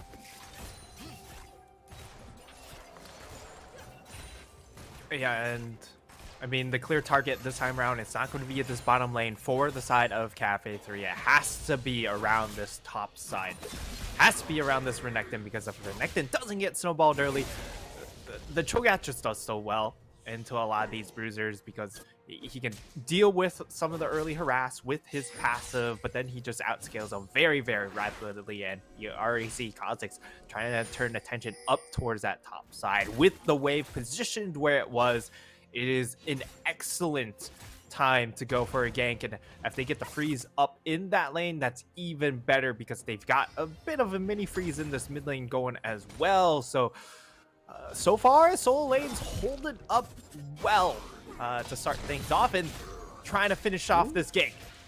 There is a flash available. That's an Teleport early will teleport. be used by Japanya. That's going to mean that Hubert is up here on the top side Oh, of the map. that's Hold on. canceled. The teleport has been canceled. First blood. Hubert, he Massive. finds the gank on the top lane. Massive here for Cafe 3.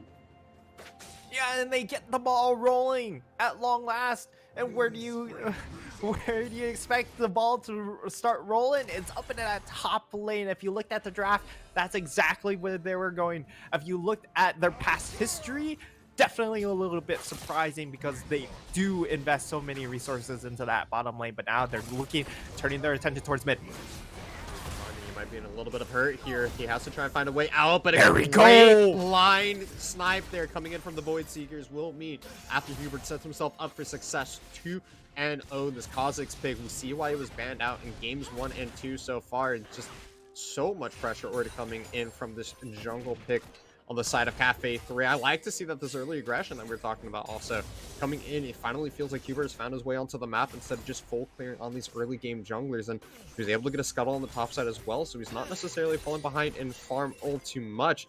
Instead, just finally making his way, clearing out his bottom rotation here, and when he goes back, I do expect he's going to be able to find himself at least a serrated Dirk and maybe some little bit of extra goodies as well. And that's such a big entrance into this game number 3 because we saw signs of life in game number 2, right? When they were willing to fight bot side with everyone else. Whereas game number 1, they were a little bit late with calling in those teleports. But that still wasn't a great fight for them, even though they were willing to pull the trigger and accept the bit of a coin flip in that bottom side. This time around, they get just a clear-cut advantage. No trades. Nothing happens in counter, and they just come out ahead. 800 gold, great start for them. We'll see if they're able to take advantage of it because now already looking at Eclipse halfway done for this Kha'Zix pick. He has the Dirk and the lifesteal component, and I'm surprised he actually is going to go for this Eclipse Rush and not for the Ghost Blade. It is an interesting pickup. I also do want to talk about the fact that Hubert has opted into Dark Harvest for his Keystone, so he's going to be looking to already stack up a couple of those throughout this early stages of the game. And the more aggressive he plays throughout this early stages, the better he is Thresh up top going to be going towards the later stages. We do have a sneaky bush entrance here on the top side by Arhara, as you're mentioning, Nightstar. Also, the support showing up. Data is there. It's a 3v3. It's going to be a 3v2 so far, but is that them? Does have the ultimate available after Herbert. Oh my goodness, blows up Jace RL. The grand entrance comes in. Big taunt. Arhara has nowhere to go. The taunt comes in. Double kill picked up for Hubert here in Cafe 3. Are finding everything on this Kha'Zix. Yeah, and the big, the one consistent factor in these 3 games is that them has been a big star for them, right? And I mean, game number 1, you can kind of debate that one because the Victor just never got to play the game at all. But in game number 2, had plenty of fantastic roaming plays on this Galio already. And in game number 3, starting off really well, having to assist to his name, getting that level 6 and instantly making a play. That's important here, and because that's the one thing Akali can't do is match some of these fast rotations. Yes, he does walk very quickly, but can't instantly be there like Galio can. Oh man, as much of a serious point as that was Nightstar, nothing makes me laugh harder than when somebody whiffs an ultimate like Aphelios in that situation, and then you just get the ooh hands coming back from Sprint. He knows this game's going disastrously from across the rest of the board, but it doesn't stop him from really styling on his opponent, making him feel bad about that that Moon Sigil. As you were saying, doesn't help the fact that Japania had already used that teleport on the top side of the map as well. So even if he wanted to try and match that fast rotation coming in from Is That Them, he didn't have the teleport available, so he would have been showing up extremely late. And really great heads-up play coming in from Cafe 3 as they pick up themselves the first dragon of the game as well. It will be that Infernal Drake, so no Infernal Soul this time around. I'm curious what the second dragon is going to be, so we know what kind of soul we might be looking at. But hold on, it's going to be a fight on the bottom side of the map. Ahara whiffs the ultimate, screams to play it down. It's not going to be able to find much. As after Hubert, though, he is dropping down extremely low despite all of this. That's going to be the flash coming out from Sprint. The Colin coming in. Is that That's enough? going to be the kill. Oh my goodness. Immediately, Ahara gets blown up as his Kha'Zix is just putting on so much damage for his team. JSRL being able to pick up something for himself on the top side of the map with that execution. He gets the chomp, but it doesn't stop his team from losing the fight on the bottom half of the map. Yep. JSRL able to salvage a bit of the situation up top side, but unfortunately, the rest of the squad, it seems very similar to game one, right? Where it was all fine and dandy for Panda on the Camille, but it was not fine and dandy for everyone else. That's going to be the reverse situation here for JSRL. Yes, he has died twice, but he is Cho'Gath, and he is going to scale rather quickly and outscale the rest of Cafe 3 very rapidly as well. So that'll be something to keep note of, but it is going to be difficult to try and just wade through all the way back to this Aphelios, especially if he does have Graviton.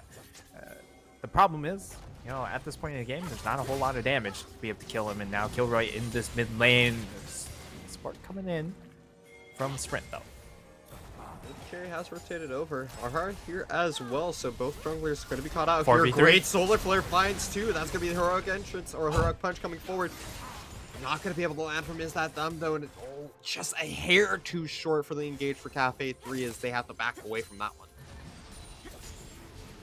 Backing away. And already showcasing a lot of the burst damage coming in from After Hubbard, right? Jumps in, gets a big chunk of damage onto Ahara. And Ahara 0-2. Not like that first game on Kiana where he just instantly exploded onto the rift with 2 early kills and effectively snowballed. Now shoes on the other foot as it's After Hubbard with a massive lead, 5 kills to his name, and now potentially 1 more kill in this mid lane. There's no mana available for Is That Them. He might have the heroic entrance available, but it's not going to be able to follow up on Hubert here. Flash forward, that's going to be the Q. That's going to be so much damage coming out, but the execution, Chapania coming in, finishes off the kill there that Ahara had set up for him. A little bit of an overextension there coming in from the jungler from Cafe 3. Big shutdown coming in for Resurrection, be able to claim that one, and now Chapania, he's still, he is overstaying. But there's no mana left for Is That Them. The Ignite coming out. That is going to be the Eclipse that comes out from Kira in order to finish off that kill. It's going to be Ahara coming back in, though, with the help of Data. Is the Death Sentence going to be able to land? It does pull them away from that minion wave. Solar Flare coming out. Kill right! Stringer Assassins, I'm the battler here. Try and duel this as he CCs you to the face with just the power of Sun. Wacha Data taking the return kill, though. He's the one that comes away with the blue buff at the end of the day, all planned and calculated from the support of Resurrection Esports. And if you're Ahara, you're just madly pinging. You're pinging that Thresh exhaust because he had exhaust the entire time. That would have secured that kill. No sweat. You do feel bad on using a exhaust on a Leona. Yeah. But you gotta get the kill where you can and make sure you don't drop anyone, and you know, maybe it ends up paying off a little bit more when they come to that next fight. Smallest of margins, nitpicky, but You got to nitpick that Night Star. yeah, you're It's trying to get back great. into this game. You're trying not to give up any ground, and trading evenly here in that situation is still good here for the side of Cafe 3. And they are out to a 2k gold lead. Still, remember, this is a squad that needs to snowball early on, or this front line has to be insanely tanky if this Galio goes like Everfrost into straight tank, Look at the teleport. Hold Could on, be I hate to nuts, cut but- you off here. Galio coming in. Get in there! Though that's gonna be the taunt. That's gonna be the Moonlight Sigil So long. coming down. The Chosen finds that kill with the help of Is That Them. Yeah, really nice play coming in from Is That Them. Gets himself that kill. And setting up the map really, really well. I'm actually a little bit surprised he didn't go for Predator or try and snowball even harder around the map, but I definitely understand why he would go for the Aftershock to just be able to mitigate this mid lane here. And as things stand, it is almost a 3k gold lead. They're going to get themselves a second dragon as well. Of course, objective control very much in favor of this very snowballed Kha'Zix. So you're not too worried about contesting objectives with the extra Q smite damage. And for the side of Resurrection, it's about trying to get a little bit more gold under these assassin picks. But now their assassin possibly in trouble once more. Manya has to use the ultimate. I'm sure he can flip the safety. There are Hara coming on the top side. Oh, Green whatever. Lantern will be able to bring him in here. The stun coming in though. The ultimate.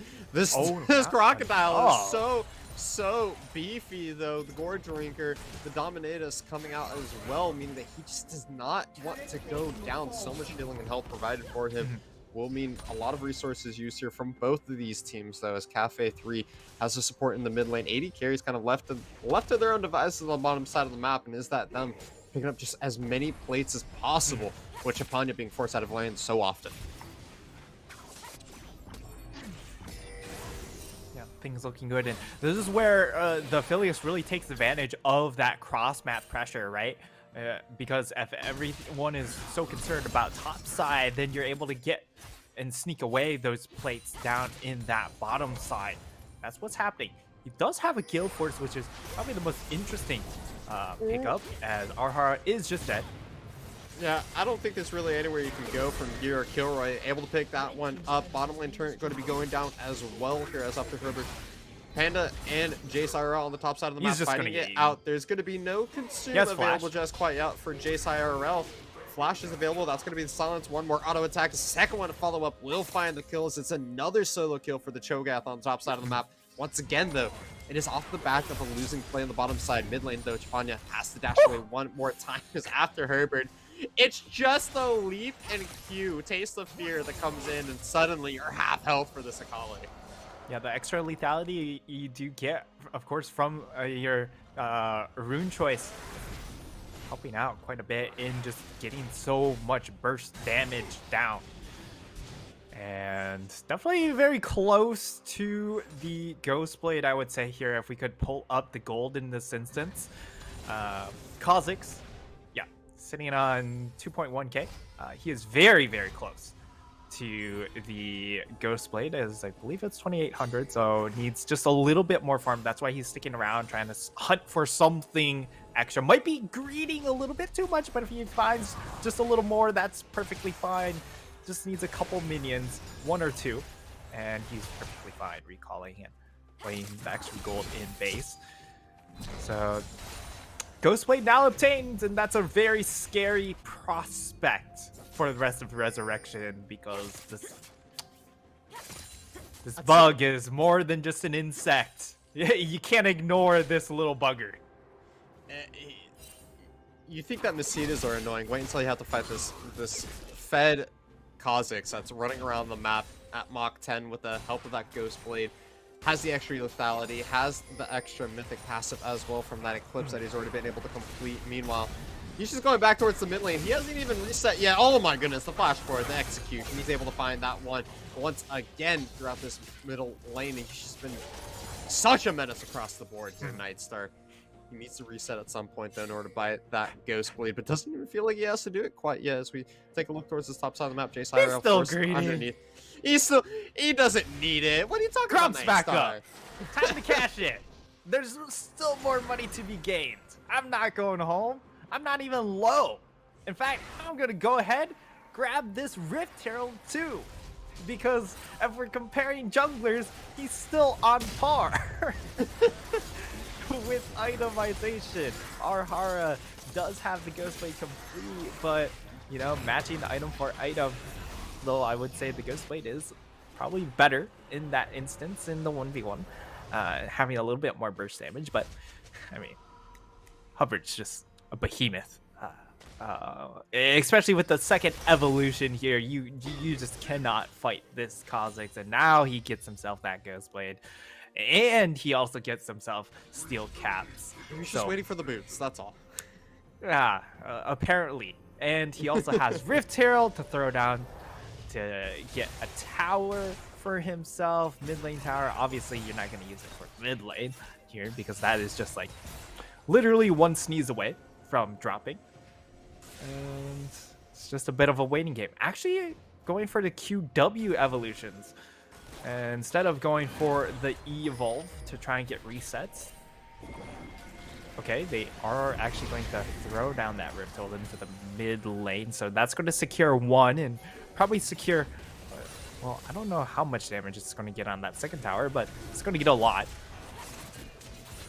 It is a lot to spend, though, to try and set up for this dragon fight that's coming up. It is Resurrection Esports that has the inside track so far. They started up with Dragon. Renekton's behind them. Taking this one up. That is going to be the move sigil that comes in. Panda coming in from the side over here. Ahara has to use the supreme display of talent, but it's not going to find the stun. As Hubbard, he does find the smite. It's going to be Cafe 3 that finds the rest of this team fight. Kilroy a little bit too deep for his own good there as he goes down. It's a 2-for-2 so far, but it does mean that the rest of Cafe 3 is still nice and healthy, whereas the health bars of Resurrection are blinking as they walk away.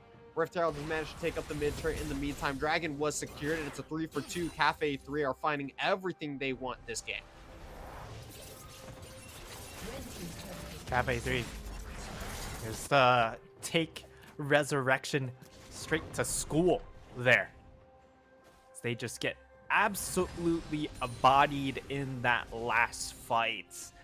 It's just way too much damage at this point, and because you also have your jungler so focused on trying to secure Dragon, that was just never a fight that they had a chance to take, because you're using cooldowns onto that Dragon instead of looking for the fight.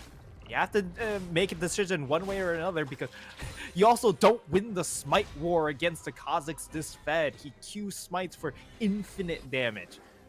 It's not even close to a 50-50 for this Kiana pick, and he's still only level 10.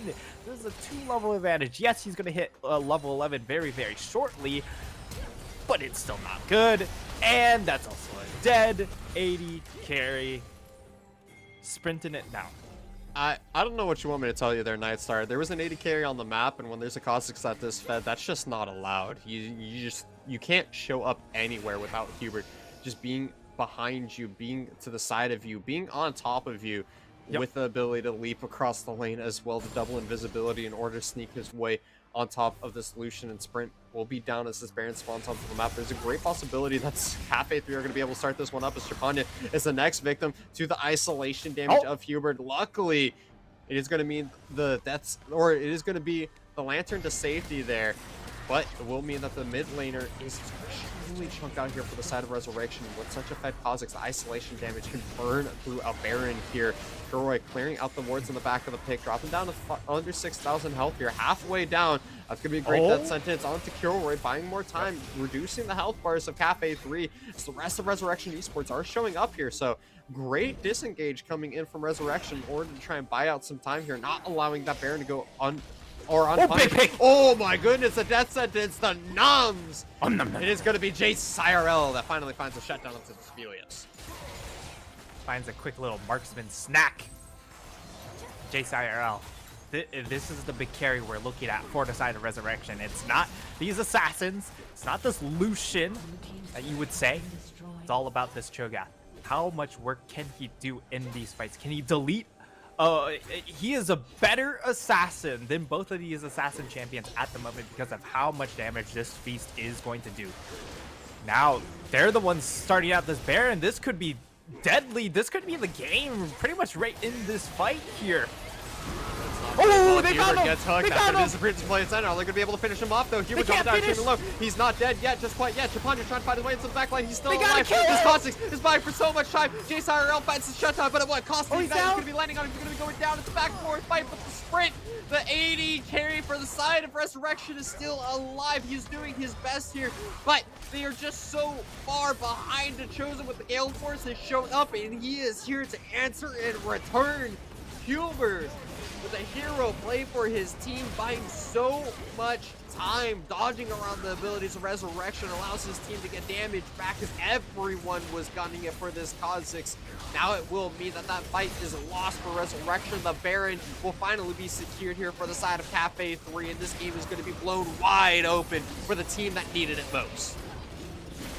Just a massive loss in sauce moment there for the side of Resurrection. They had the opportunity of just instantly deleting after Hubbard, right?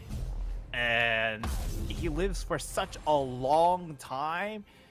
Sprint never could find an auto attack onto that champion, even though he was so low. I imagine it was in part because of the stealth, but I also have to say, because of how chaotic that fight was, it was still very difficult for this Lucian pick to navigate it, especially around some of these tankier, burlier members. Yes, they don't have like a full-blown tank, but there's a lot of health bars to work around, and Lucian just doesn't do well in those situations.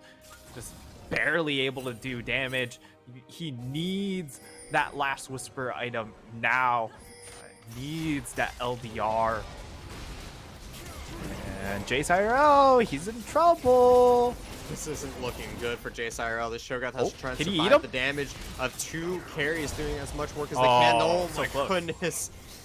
The Chomp doing so much damage there, but just not quite enough. That's Soul. Is going to be extremely low for this team fight. Is anybody going to be able to contest this Dragon? Windsoul will be secured here for the hands of Cafe 3, and we haven't had a chance to talk about this Wind Drake just quite yet. It's going to be really scary, actually, for Resurrection Esports. Imagine a Kha'Zix that has his ultimate on the lower Get the pick, cooldown. get the pick! Oh my goodness, Hubert drops down extremely low. Has to get cut off here. They need him! That's going to They've be done Hubert. it! He goes down. And Gallia has shown up, but Gilroy Is that a is gonna be the throw? one that's the rest of the focus here. Panda coming over. He's coming over the wall. Feelers with the ultimate It's as not well. He's going enough? to be able to find so much damage. Double kill for the Chosen. There's just too much damage here for Cafe 3 with Baron and Toe. A minion wave available on the bottom side of the map and a minion wave in the mid lane as well.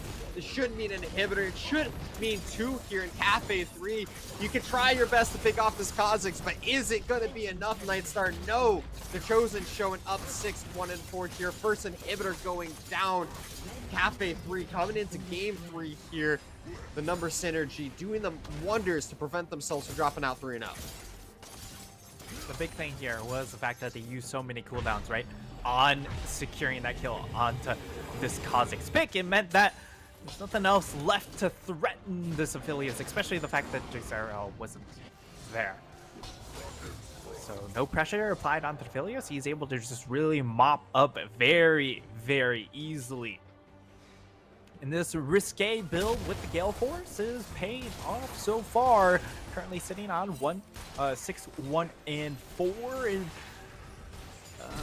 once more harkens to this Lucian pick really falling flat here against this composition of Cafe 3. You know you have a lot of bodies to try and work through, to try and grind through. Lucian's not going to do that very well for you in that regard. He's much more of an assassination 80 carry. That's just not what he's able to do. Will be able to clear out the wave and give a little bit of a back scratch towards the Chosen, but not much afterwards. So with this Cloud Soul, that's also important because now you have that extra cooldown onto after Hubbard on this Kha'Zix, which means he can continuously look for these assassinations. The global ultimate coming in from Gallia, that becomes much more oppressive. And you have really a lot of these catch ultimates, right? The Leona ult allows you to facilitate catches a lot easier. If you have Gravitum, you can easily fish for picks with this Affiliates as well. And the double assassin's not finding value. Oh no, that's how. Okay, they they found Hubert. That's gonna be huge. That sentence. Okay. Panda has to double dash his way out of this one. Heroic entrance buying The time. Chosen's Is not that quite them? there. You're a little late. You can't save the life of your jungler The just Chosen, quite yet, you but can't are they get going to be able to do autos. this one around? That's going to be the Aphelios ultimate, doing so much damage. can't get here. autos. Galio goes down. Nobody could do damage on the side of Cafe 3, and it is 2 quick picks here for Resurrection. Fantastic death sentence coming in by Data there in order to buy time here. As it's silver lining after silver lining for Resurrection. They were able to bring back game 2 from a detrimental mid game here, but this game 3, this is the real question. This is the real test of their Malor to see if they're going to be able to try and bring this one back. So far, they've been doing a fantastic job of mitigating a lot of this damage. Now that that inhibitor is down, will mean that they have to try and contest for this Baron in the next minute and a half, though. And after that, an Elder Dragon 2.5 minutes away. So they got a lot of battling to do and a lot of uphill team fights. But so far, Resurrection, they're gonna ask run for money. Yeah, and I think the big thing here is you're starting to see After Hubbard getting a little bit too big for his britches. He's going very, very aggressive in fishing for picks. And he's just overextending himself way too hard. Yes, a couple times he knows he has the ultimate coming in from Galio, but with how much damage is in the game right now, if he just gets instantly bursted. You still have double assassins. It's not like you're the big bruiser here as the Kha'Zix, so you're not tanky whatsoever. You will get blown up by the double assassin along with the Cho'Gath Feast combination. And yeah, like it does a lot of HP damage to this Cho'Gath with this Kha'Zix, but the Cho'Gath has so much HP, like if you're looking at the grand scheme of things, he just kind of shrugs it off. Is it a matter of flat damage or is it a matter of percentage damage here when you're dealing with the Cho'Gath? Because until his health bar reaches 0, your AD carry can still be nommed at any moment. And that's a terrifying reality for the side of the Chosen and Hubert here if he ever stays just a little too long. As Baron number 2 will be started up by the side of I don't think they should challenge here. this necessarily. You kind of just give this one over and you rotate over towards the Elder Dragon in order to try and It has to be about this Elder, but they want to flip. Team fight. They're going to try and coin flip it, though. As you said, a lot of damage coming out. This is a Big ult attach coming around the backside. Panda dropping an extreme flash over the wall. But will be secured here by Hubert. He's going to be able to find the smite. So much damage on the backside. The Chosen finds one. Is the Gallery trying to find another one here? Remember, he does have the speed boost. Hubert finds a second. That's going to be the Akali. That is Data down. Oh, he returns it with the Nom. We told you the Nom is going to be important here. Aphelios, though, untouched and unbothered, moisturized and in his lane. He comes through, and he's going to be able to find the secure on the last 2 members of Resurrection Esports. Arhara, the only man left standing here for the red side team. They went 2-0, and that is where Cafe 3 is going to say that is enough. Inhibitor getting chunked down. Massive wave on the bottom side of the map here with 4 members left standing with Cafe 3. Kiana dropped down extremely low without the ability to even try and contest this minion wave. And game 3, ladies and gentlemen, will be going over to Cafe 3. Nightstar, I think it's official. I think we can say that we have ourselves a series. We most certainly have ourselves a series here, as it is going to be Cafe 3 now on the board. Still at a deficit, 1 and 2, but signs of life, clear signs of life coming in from game number 2, transitioning into game number 3, and it's really off the back of this Kha'Zix pick. Clearly, we're going to see some changes coming in from draft in the next game, as you have to address the Kha'Zix, right? And it's not just a matter of, hey, it could just be the Kha'Zix pick in general, but it could also be the fact that they got 2 early kills on the Kha'Zix in that top lane on the Cho'Gath with this Renekton facilitating it. That could also be a concern as well. So we'll see how draft changes with the complexion of this series. But at the very least, it's not going to be a clean sweep, and it could be the reverse sweep. So instead of 0-3, we could be looking at Cafe 3-2. With the reverse sweep, it doesn't have quite the same ring as the 3-0, you know, but we'll take it. We'll take it here for Cafe 3. I really do want to go back to that Kha'Zix pick and how well it was doing. It was really up to the top side of the map as well. We finally get to see a bit of a different playstyle coming in from the side of Cafe 3 in order to make this win happen. Some great early advantages that they found themselves. But ladies and gentlemen, we are going to be getting set up for Game 4 here. It is a series at the end of the day, and remember, it's a best of 5 here in Grand Finals. One of the very few best of 5s that we get a cast on. I'm super excited to be able to head into Game 4, but do not go anywhere. Do not touch that browser. I'll be back in a few minutes after this quick break.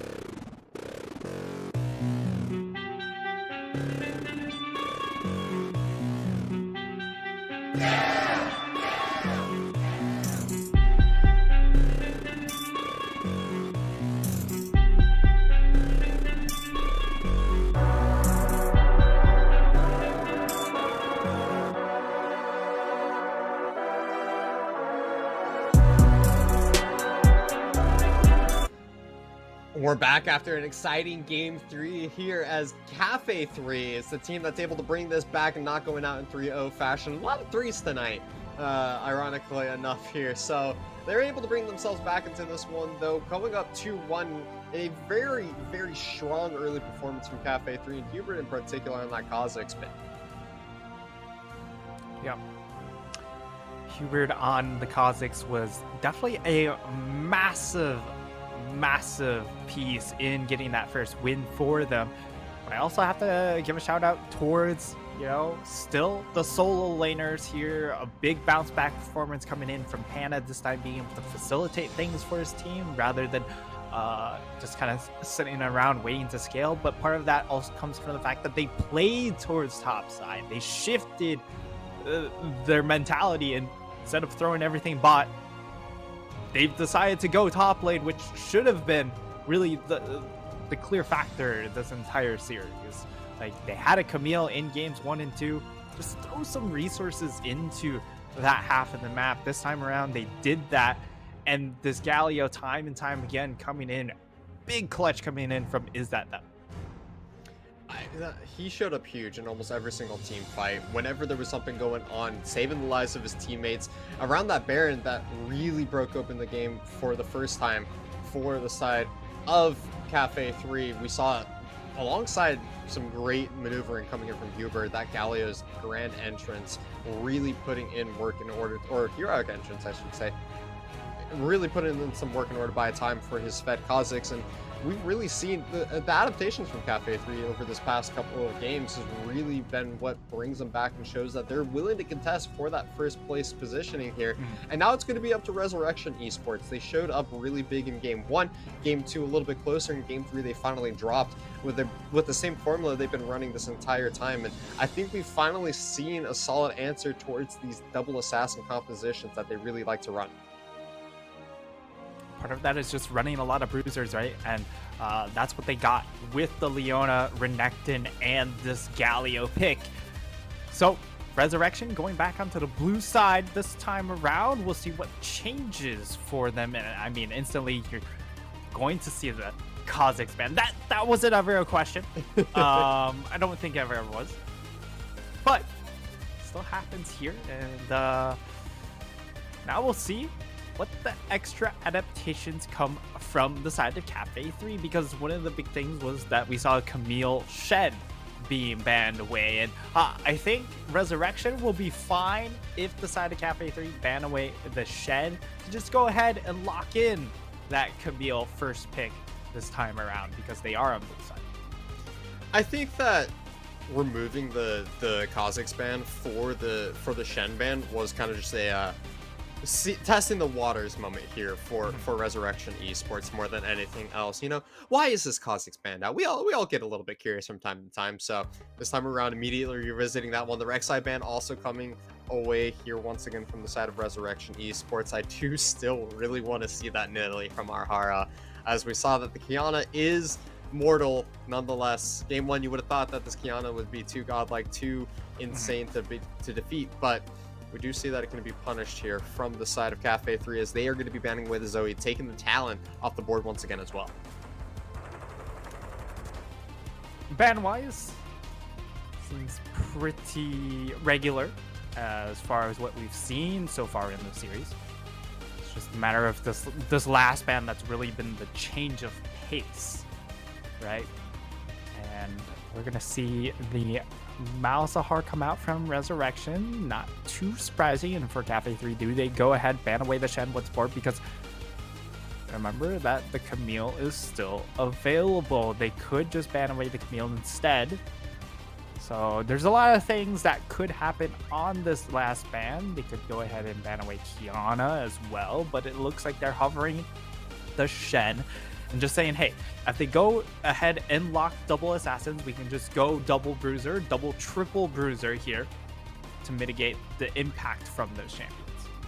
The big question is here, with the Shen taken off of the board, does Jace IRL opt to lock in that Camille in the first rotation for himself, or did they go back to that Akali that they've been prioritizing all series so far?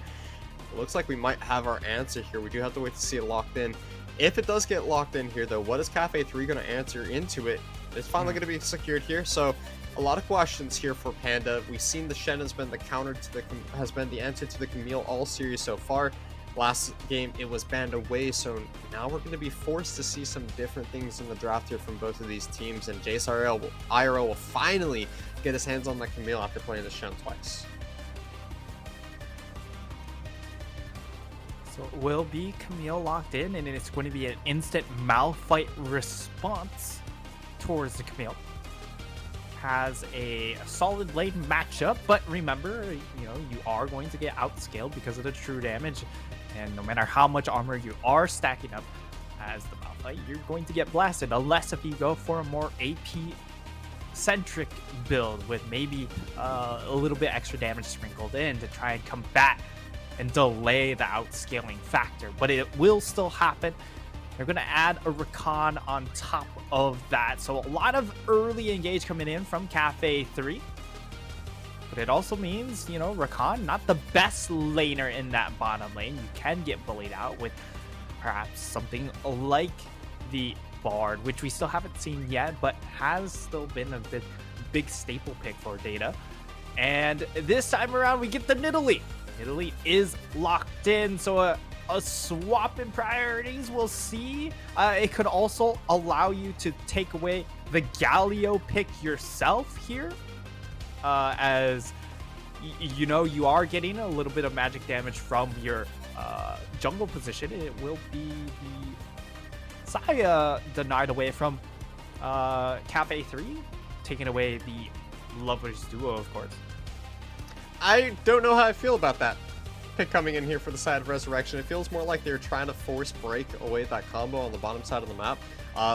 Although the Chosen, I don't know if we've seen a Xayah game from him yet this season. If we did, it's not one of his more notable champions. I would expect to see something more like the Philios or even the Ezreal that we haven't really quite gotten to see just quite yet. He also does have a tendency to play Vayne, so a lot of opportunities here for Cafe 3 to pick up just any kind of AD carry that they might feel more comfortable on here, but instead want to take away that Lovers Duo pick, as you were saying, as Xin Zhao is the final pickup here from the side of Cafe 3. And with that, it means that the mid laner was never picked up from either side, and we're going to see a pinch towards that middle side of the map. Kali and Galio, the two main priority picks in this middle lane, being taken off the board. Two big important bans away in this instance, as it's been pretty big staple in this series. We're going to see different champions now, though. Thresh will be the final ban coming in from Cafe 3, and it will be responded by a Victor pick. So double banning is that them, and forcing him to pick a new champion here in this game. And all right, this is a better Draven setup in my opinion. I still don't like the Rakan in this instance, but if you're playing bot lane focus, draft a top laner that can play bot side. And Malphite at level 6 will be able to do so much more so than the Camille in that previous instance. I love the Sylas matchup here because of the fact that if you bring the teleport in from the Malphite, well, you match it with this Sylas, and Sylas, his Malphite ultimate is going to do a lot more than Malphite's ultimate himself with the extra damage differential.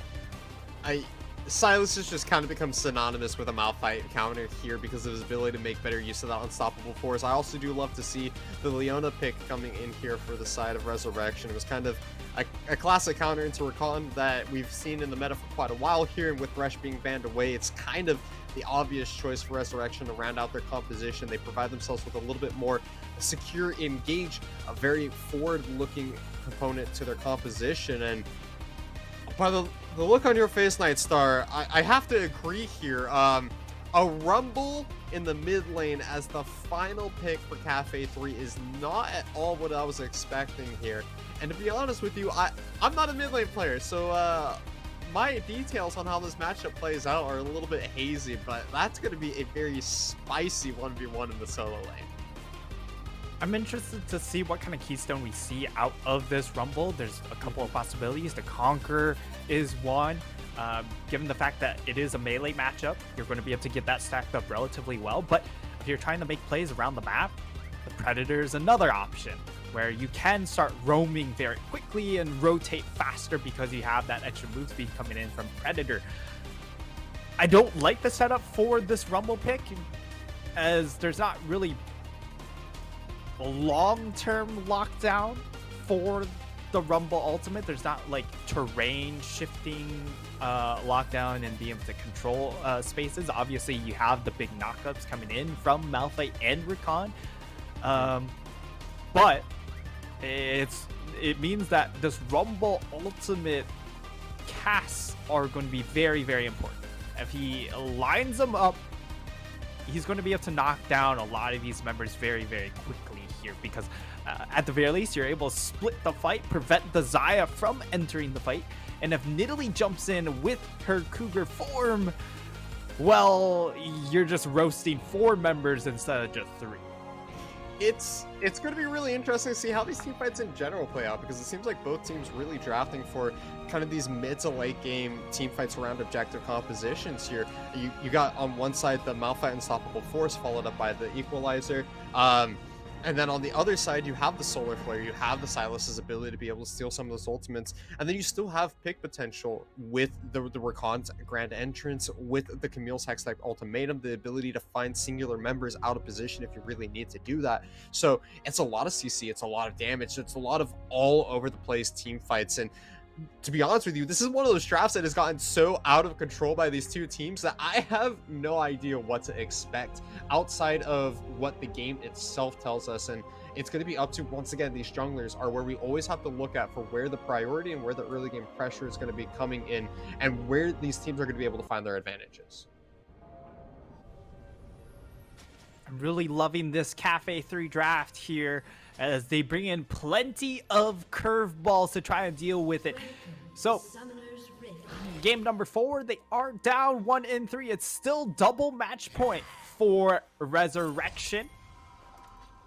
And whenever you have something like a Rumble, of course, you also have to say Silas can also still do it better if he wants to. He will steal these big team fight ultimates. But the reason why I like the Rumble pick is because you have so much magic damage built in this composition, right? You have the Malphite, you have the Rumble, you have a little bit coming in from this Rakan, that it makes this Draven pick even better. Because if you itemize armor to try and deal with the Draven, you're going to get roasted and toasted. But if you build a lot of magic resistance, then this Draven's just going to go to town and punish you with these axes. I feel like the whole composition from Cafe 3 here is trying to make a kebab. You get sliced up, you get toasted, and then you get put on a skewer at the end of the day by Hubert with that wind into lightning. But it's only going to be up to them to make these team fights happen, as we do have the junglers starting at both of their red buffs. They're going to be starting on the opposite side of the map, so we can't expect them to run into each other too early on here. Once again, though, Cafe 3 will be putting their priorities towards this bottom side. Meanwhile, this Nidalee does want to try and get onto the map quite early here. And we've been talking all series so far about Ahara's Nidalee and how he's been kind of this big carry force for the side of Resurrection Esports. And with them now having their hands on this big solo queue-esque style jungler, I really need to see him put up a performance here. Coming out of that last loss, they need to bring this one back around.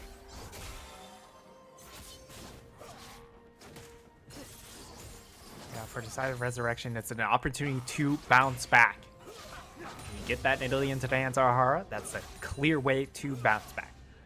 But we've gone back to a bit of the game script from earlier on, that it's all about this bottom lane. As after Hubbard put onto the Xin, as we did see in games 1 and 2, didn't exactly perform that well, but perhaps he'll show something different this time around. Level 3's hit in this mid lane, and we're gonna see early pathing, of course, coming in from Xin towards this bottom side, trying to make sure that this Draven will be able to crash the wave if he wants to crash the wave, and also just being able to play around strong side of the map and secure this bot lane scuttle instead of trying to contest around top scuttle. I'm also hoping to see maybe a little bit of a debate coming in here from the Chosen. Stepping forward a little too far forward could prompt the enemy bot lane to try and engage here. So we do have an engage coming out in the mid lane. Finally, that will be the engage coming in the bottom side. Hubert goes forward with Kilroy, but it will force a flash out from both Sprint and Data there. So double flashes used by the side of Resurrection Esports. Meanwhile, in the mid lane is that Thumb able to get away with all of his summoners intact. This little set up there, coming in from both sides, as we have really both teams playing to the kind of the conditions I kind of outlined coming into today, where Resurrection wants to play around that mid jungle duo play around these two new members in Cafe 3, so wanting to invest resources into the Chosen. Yes, the Draven pick is a little bit out of left field, but it still plays very much into their playstyle, and I would say even more so, because previously he played these scaling champions that, well, if you get resources into them, you accelerate that curve more, but they don't necessarily fight as well early game. Draven, he definitely fights well early game. He's definitely the bot lane that you want to be playing around as much as possible. As Ahara is showing up on the tops of the map, Panda has to flash away early. It's not going to be able to get executed though. The early flash does mean that the spear gets blocked away here. Engage coming on the bottom side. Fiore finds the knock up on the Data, but that's not the target that you want. Sprint and Data able to walk away here. Great feather call, or do some more damage back. The Chosen stepping forward. That's going to be the Zenith Blade. Re-engage coming in from the side of Resurrection Esports here. Is it going to be enough though? The exhaust has come out. There is going to be no summoner no spells available for either team here. So there's very little mana available from everyone on the bottom side of the map. Fiore still has that Ignite available, so very high tensions here are on the bottom side. No team want to give over that first blood because they know that this could mean the end of the series so incredibly close. Small margins to play around with, and a lot of minions being stacked up in this bottom side. So they take a bad trade, they could easily get turned upon just from the power of these extra minions coming in. Jace IRL taking a lot of harass damage. However, he is in prime position still, because you look at the CS, he's got a very large CS difference in that top side. The Malphite able to combat because of that comment, but not exactly easy champion to farm with against a Camille. Camille will harass you constantly, but the difference in that top lane sort of matched in the difference in this bottom lane, as it's a 12 CS advantage for this Draven. Sprint being able to recoup a little bit of that with where the wave is positioned, but you just need to try and spike as hard as you can with your items as Draven to make sure you're in the best position possible to get that first kill. With every stack, it's that much more gold available for the Chosen once he's able to pick up his first kill in this game, and it's the first one is always the most important here. Japanya going forward is that them has to use the ultimate in order to try to disengage. The Rumble ultimate is available here for the side of the Silas as well. He's going to use that in order to try and buy some time from Fiore. Teleport coming in from After Hubbard. Oh, it's going to be the or from Jace IRL, but it's going to be first blood given over to After Hubbard as he goes down to the hands of the Camille. Camille going back in, but will burn as Ahara is going to go down to the hands of the Rumble, or to the side of Fiore instead. Everybody that you think is supposed to get the kill is not finding them here, as the Ignite from the Rakan will secure that one. Going forward one more time. Japanya coming back in. That's going to be another teleport coming in here from the Silas. He wants to try and find something here, but he does not have the ultimate available. No unstoppable force to steal away here. It'll be a 2-for-1 at the end of the day as Cafe 3, they show up with first blood. Not only that, it's also just the fact that there's so many minions that if they continue to push for that fight, they would no doubt take so much extra damage that the minions might be able to turn around themselves. But because of that fight, gold is dead even after that one. As Cafe 3, they get kills onto Rakan, they get kills onto Xin. Good start for After Hubbard, as on the Xin pick, he's really struggled to find impact. And the Chosen put in this 1v2 situation is actually able to play things out pretty well. Unfortunately, gets frozen again, so Xayah able to recoup a lot of the lost gold that wasn't able to get earlier on in the lane, and that's going to help him out considerably. And also level 6. The ultimate, the Featherstorm, so important here for Xayah in order to stay safe. The ultimate, the red carpet one more time. Japanya drop down extreme low heal coming in from Ahara, just barely saving the life of the Silas there. So he took just a couple of too many turret shots for his efforts on that dive. They want to try and get a reset here in order to allow the Silas to go back to base. Now we see some more aggression on the bottom side of the map. Sprint has to disengage there as Kilroy goes back to his teammate, and it's just, this game feels so much tenser than any of the other games we've had in this series so far because of the implications of what happens here. We either go on to game 5. Silver scrapes, and Cafe 3 has the potential to bring this one back entirely, or it is the end of the road here for the team that previously gone undefeated. So everybody trying their hardest in what could be potentially a long series. Is that thumb overheated? Goes down to Japania fan here after he were trying to get something in return. He's already used the dash and wind with the lightning. He's going to do just a little bit of damage here. This could be the potential re-engage here. We're going in one more time. Crescent Strike. That's going to be King Slayer. Unstoppable Force will return the kill with the Crescent Strike being used, but not too much effort. Whirling Death! Oh, Whirling Death so close, but not able to secure that one as Kilroy shows up in the middle lane and is able to finally finish off Ahara. Tragic. Narrowly missing out on getting that early cash in at 9.5 minutes. However, still a good fight for Cafe 3, but all things considered, it is even trades. But Panda, because of that play that he left late for, is going to lose some CS here. And at the very least, he's losing a lot of health. Try and get back to this wave. So he's going to miss out on being able to farm that. But Jace IRL in trouble. That's a great ultimate coming out from Is That Them. Slowing Ahara down is here. Jace IRL an extreme amount. The spear will Oh, land he's though. dead. Is That Them? No, you can't go that far forward. Rumble, your Malphite's still extremely low and has no ultimate. Ahara put himself on the board, and I was going to mention after that fight happened here that the Nidalee that we've been hyping up so much was at 0-2 and 3 previously and struggling to find the early leads that it really needs to have in order to become a champion on the Rift here. And picking up that kill is going to meet huge for the side of Resurrection. Ooh, Kilroy. It's going to be kill. Oh, yeah. Pain. You hate to see it. Tragedy. Agony, if you will. Yeah. I'm just going to let that one sit.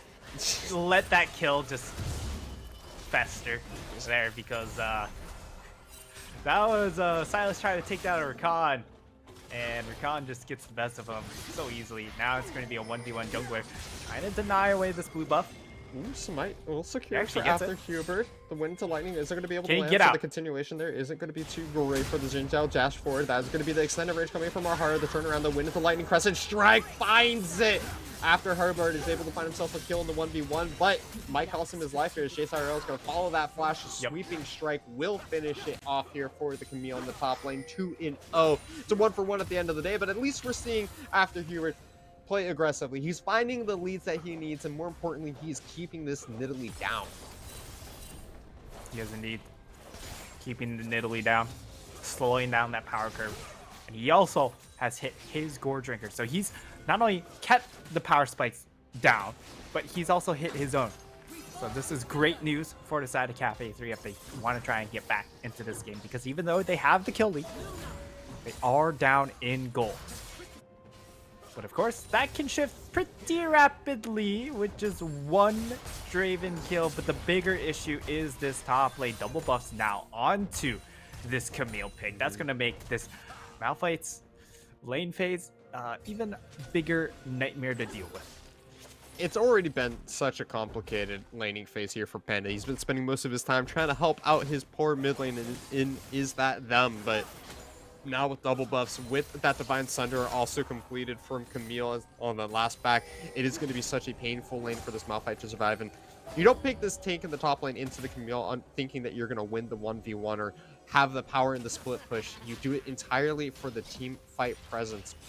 We haven't seen Cafe 3 pull out much of an early game lead here, as despite the fact that they're up a kill, they are still down just about 1,000 gold. A lot of that being in the pockets of that Camille on the top side with those 2 extra kills and the extra turret play that they have been able to pick up throughout these early stages.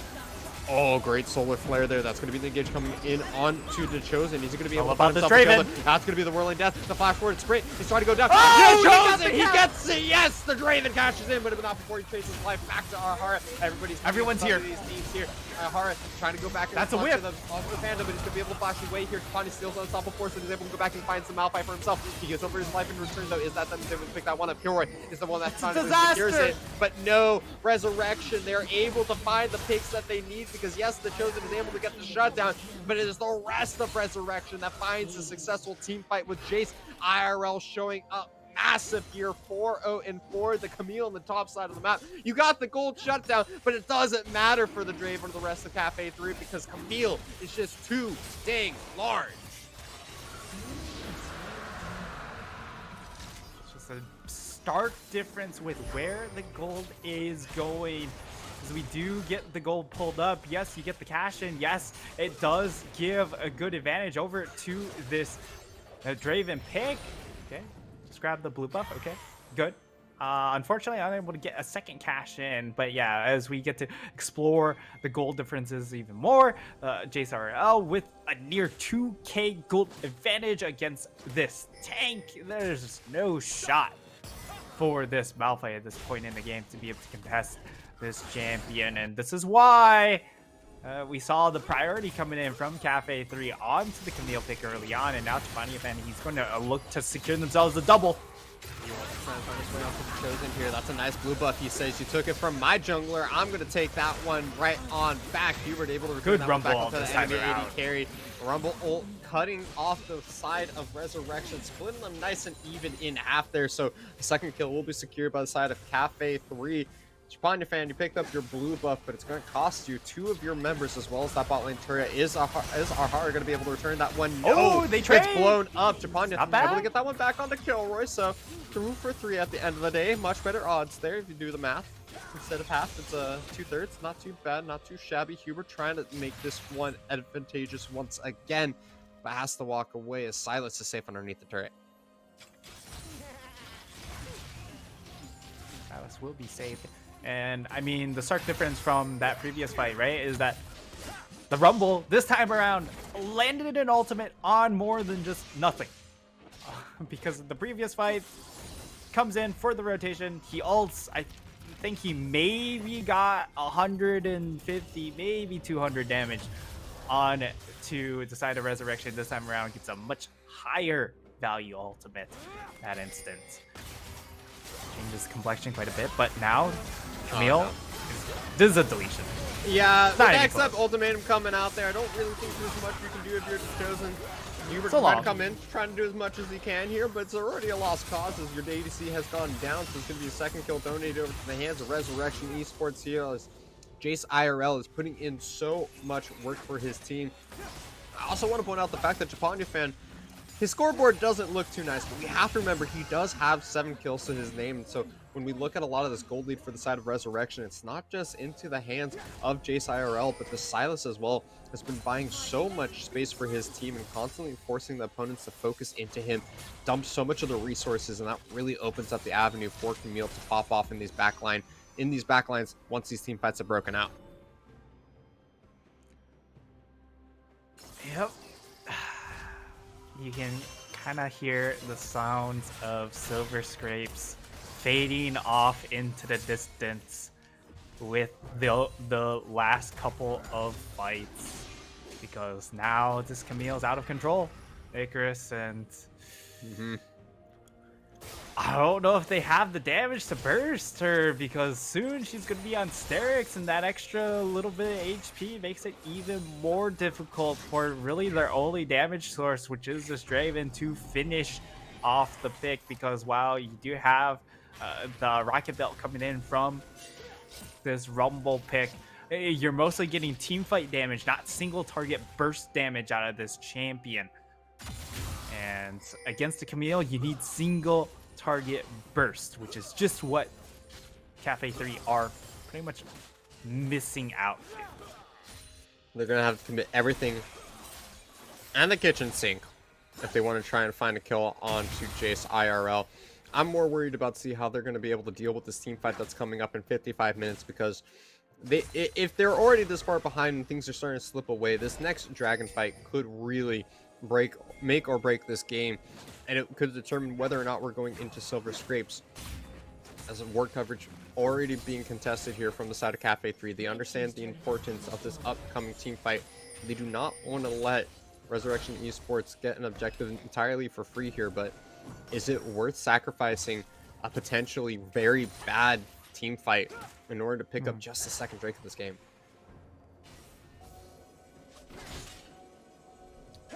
That's the question they'll have to contemplate here. They understand that their team fight, this composition is all about the objective team fights because they have so much wombo, right? You have the Rakan, Malphite, and Rumble ults to try and just instantly blow up a couple members on the side of Resurrection, but right now, doesn't seem like they have the damage to actually blow up multiple members. And with this Rift Herald popped into the mid lane, it's going to destroy that mid lane tower. It also gives space for this Camille. That's the teleport after Hubert has to use the Crescent Guard in order to try and break himself out of the Hextech ultimatum, but it's not enough here. He gets blown up. Camille finds a double kill for themselves, as is that them. And after Hubert, they were not able to get back to their team, split away from the rest of their players who are down towards that, or up towards that middle lane. It will mean that the second dragon is going to go over to the favor of Resurrection Esports here as Kilroy, DeChosen, and Panda, they're left licking their wounds and walking away with nothing to show. Yeah, that's it. That's possibly the backbreaker right there.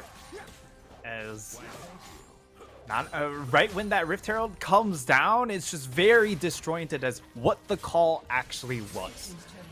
Bot lane, of course, obviously trying to address the issue with that mid lane tower, but after Hubert and is that them just weren't able to bail out of that sticky situation fast enough, and as a result, they end up getting caught out. They go down.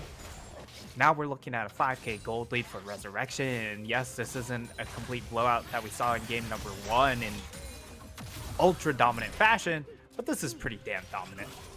It's going to be looking real scary here for Cafe 3 if they want to keep themselves alive. Trapani going back in. He's going to be able to steal away the Crescent Guard. Finds himself the solo kill because of that. 3 more members are showing up on the top side of the map, though. Zeleno goes in. Trapani trying to buy as much time as possible. The Kingslayer not going to be able to keep him alive, though. Ahara is going to be able to return a kill, though. So it's 2 for 1 at the end of the day so far. Finally, we have the Malphite coming into this top side. Ahara returning in, finds a double kill on this. Get the cash! Around. Are they going to be able to find a kill onto the Chosen? Does he want to cash in? Yes, he does!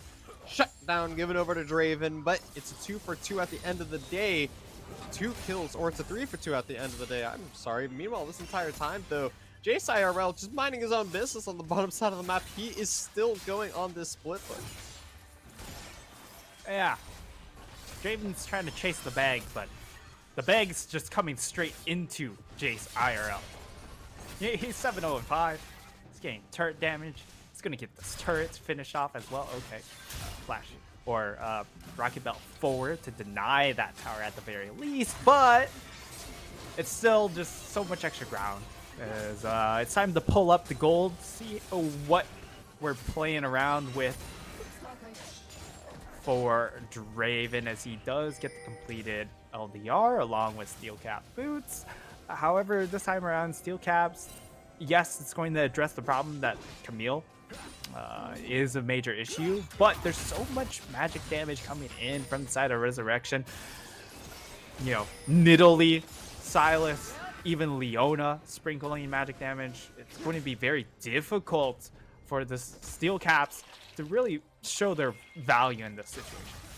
And we can see that in just the fact that Panda and Hubert have both opted in towards these Merc Treads, understanding that there's so much magical damage and CC that is available for Resurrection, as teamfight has broken out in the river in favor of Cafe 3. Another shutdown being given over to the Chosen here. He's able to cash in one more time on top of this. Nidalee completed the LDR, doing wonders for him.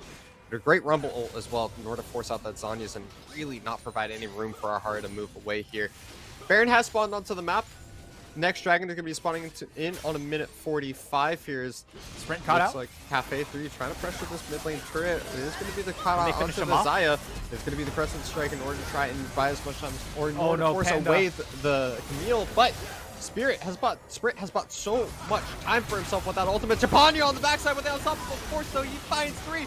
Double kill. Sprint is going to be going on an absolute rampage here, and Xayah managing to bait everybody in from the side of Cafe 3 absolutely turns around that team fight there with an amazing flank from the Silas. The Malphite ultimate coming in big here in Resurrection Esports. They're going to blow this game open, and it is all but over as they secure themselves the Baron.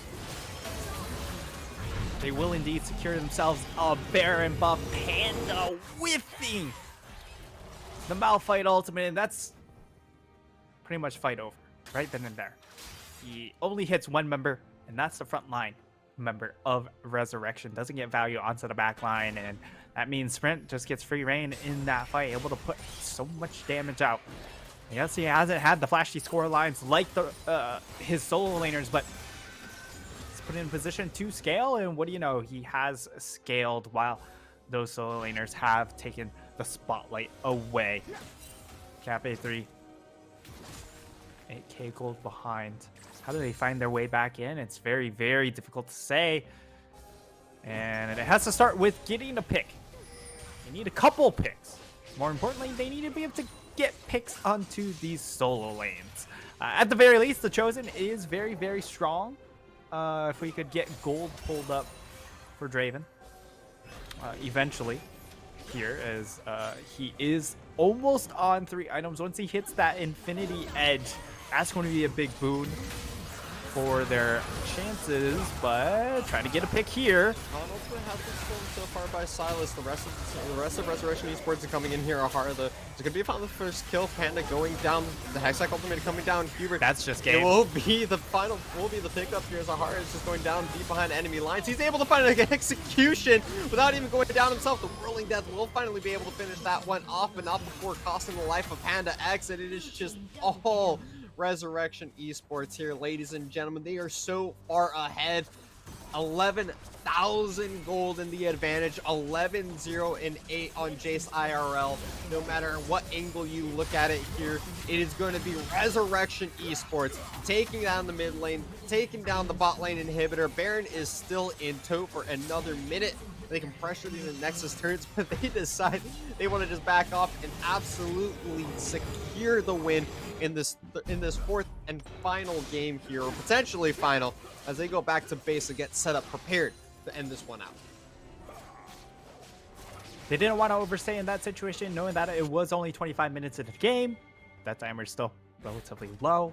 So even with a 12k gold lead, they decide to say, hey, let's not get too far and overstay and give Cafe 3 even a lifeline of a chance to get back into this and send it out here. Is that them has had a great series, but unfortunately in the critical game number 4 hasn't performed up to snuff, and now it's going to be a bit of a mosh pit. So the player coming out, Sabania with the unstoppable force. You said he does the Malphite's job, but better. That's going to be them saying that it's not coming in here. It is so much damage. It is too much damage here from Resurrection Esports. Kingslayer comes out one more time here across the wall from downtown.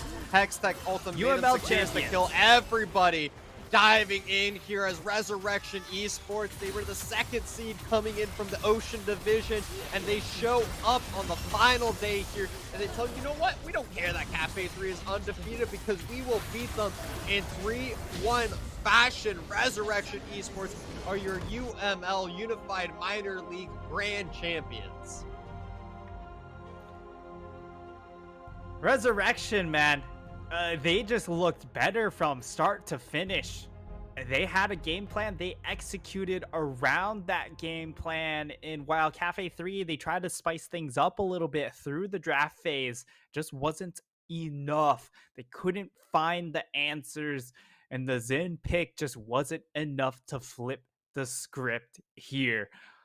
Congratulations for Resurrection. All around fantastic performance, starting with, of course, the jungler and Arhara really showing up with his Kiana in game number 1.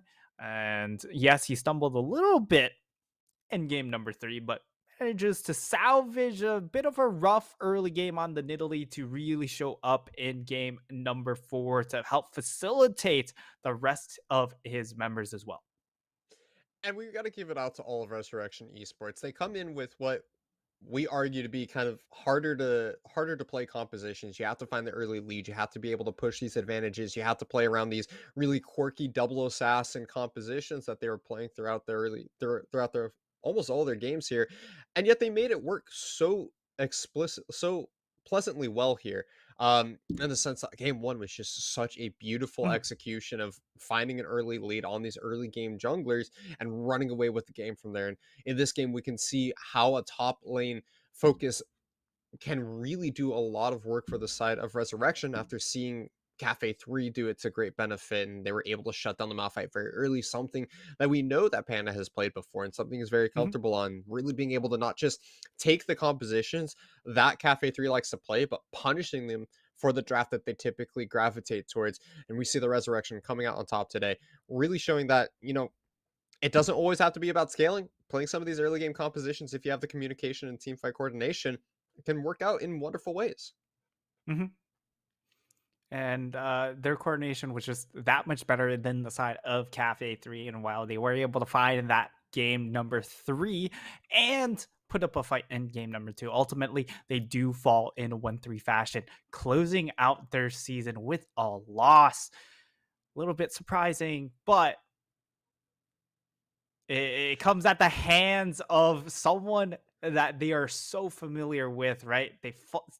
So while they do end up pulling a bit of a New England Patriot moment and going perfect all the way up until the championship game and falling flat on their face, Oh, well, second tragedy. isn't too shabby at this level. Yeah, it's It's not not bad at all. first, but you come away with money. Final thoughts. Fun psychology trick for you all at home. Did you know that second place is oftentimes the most unhappiest of all podium players? Yes, because you're the first place loser.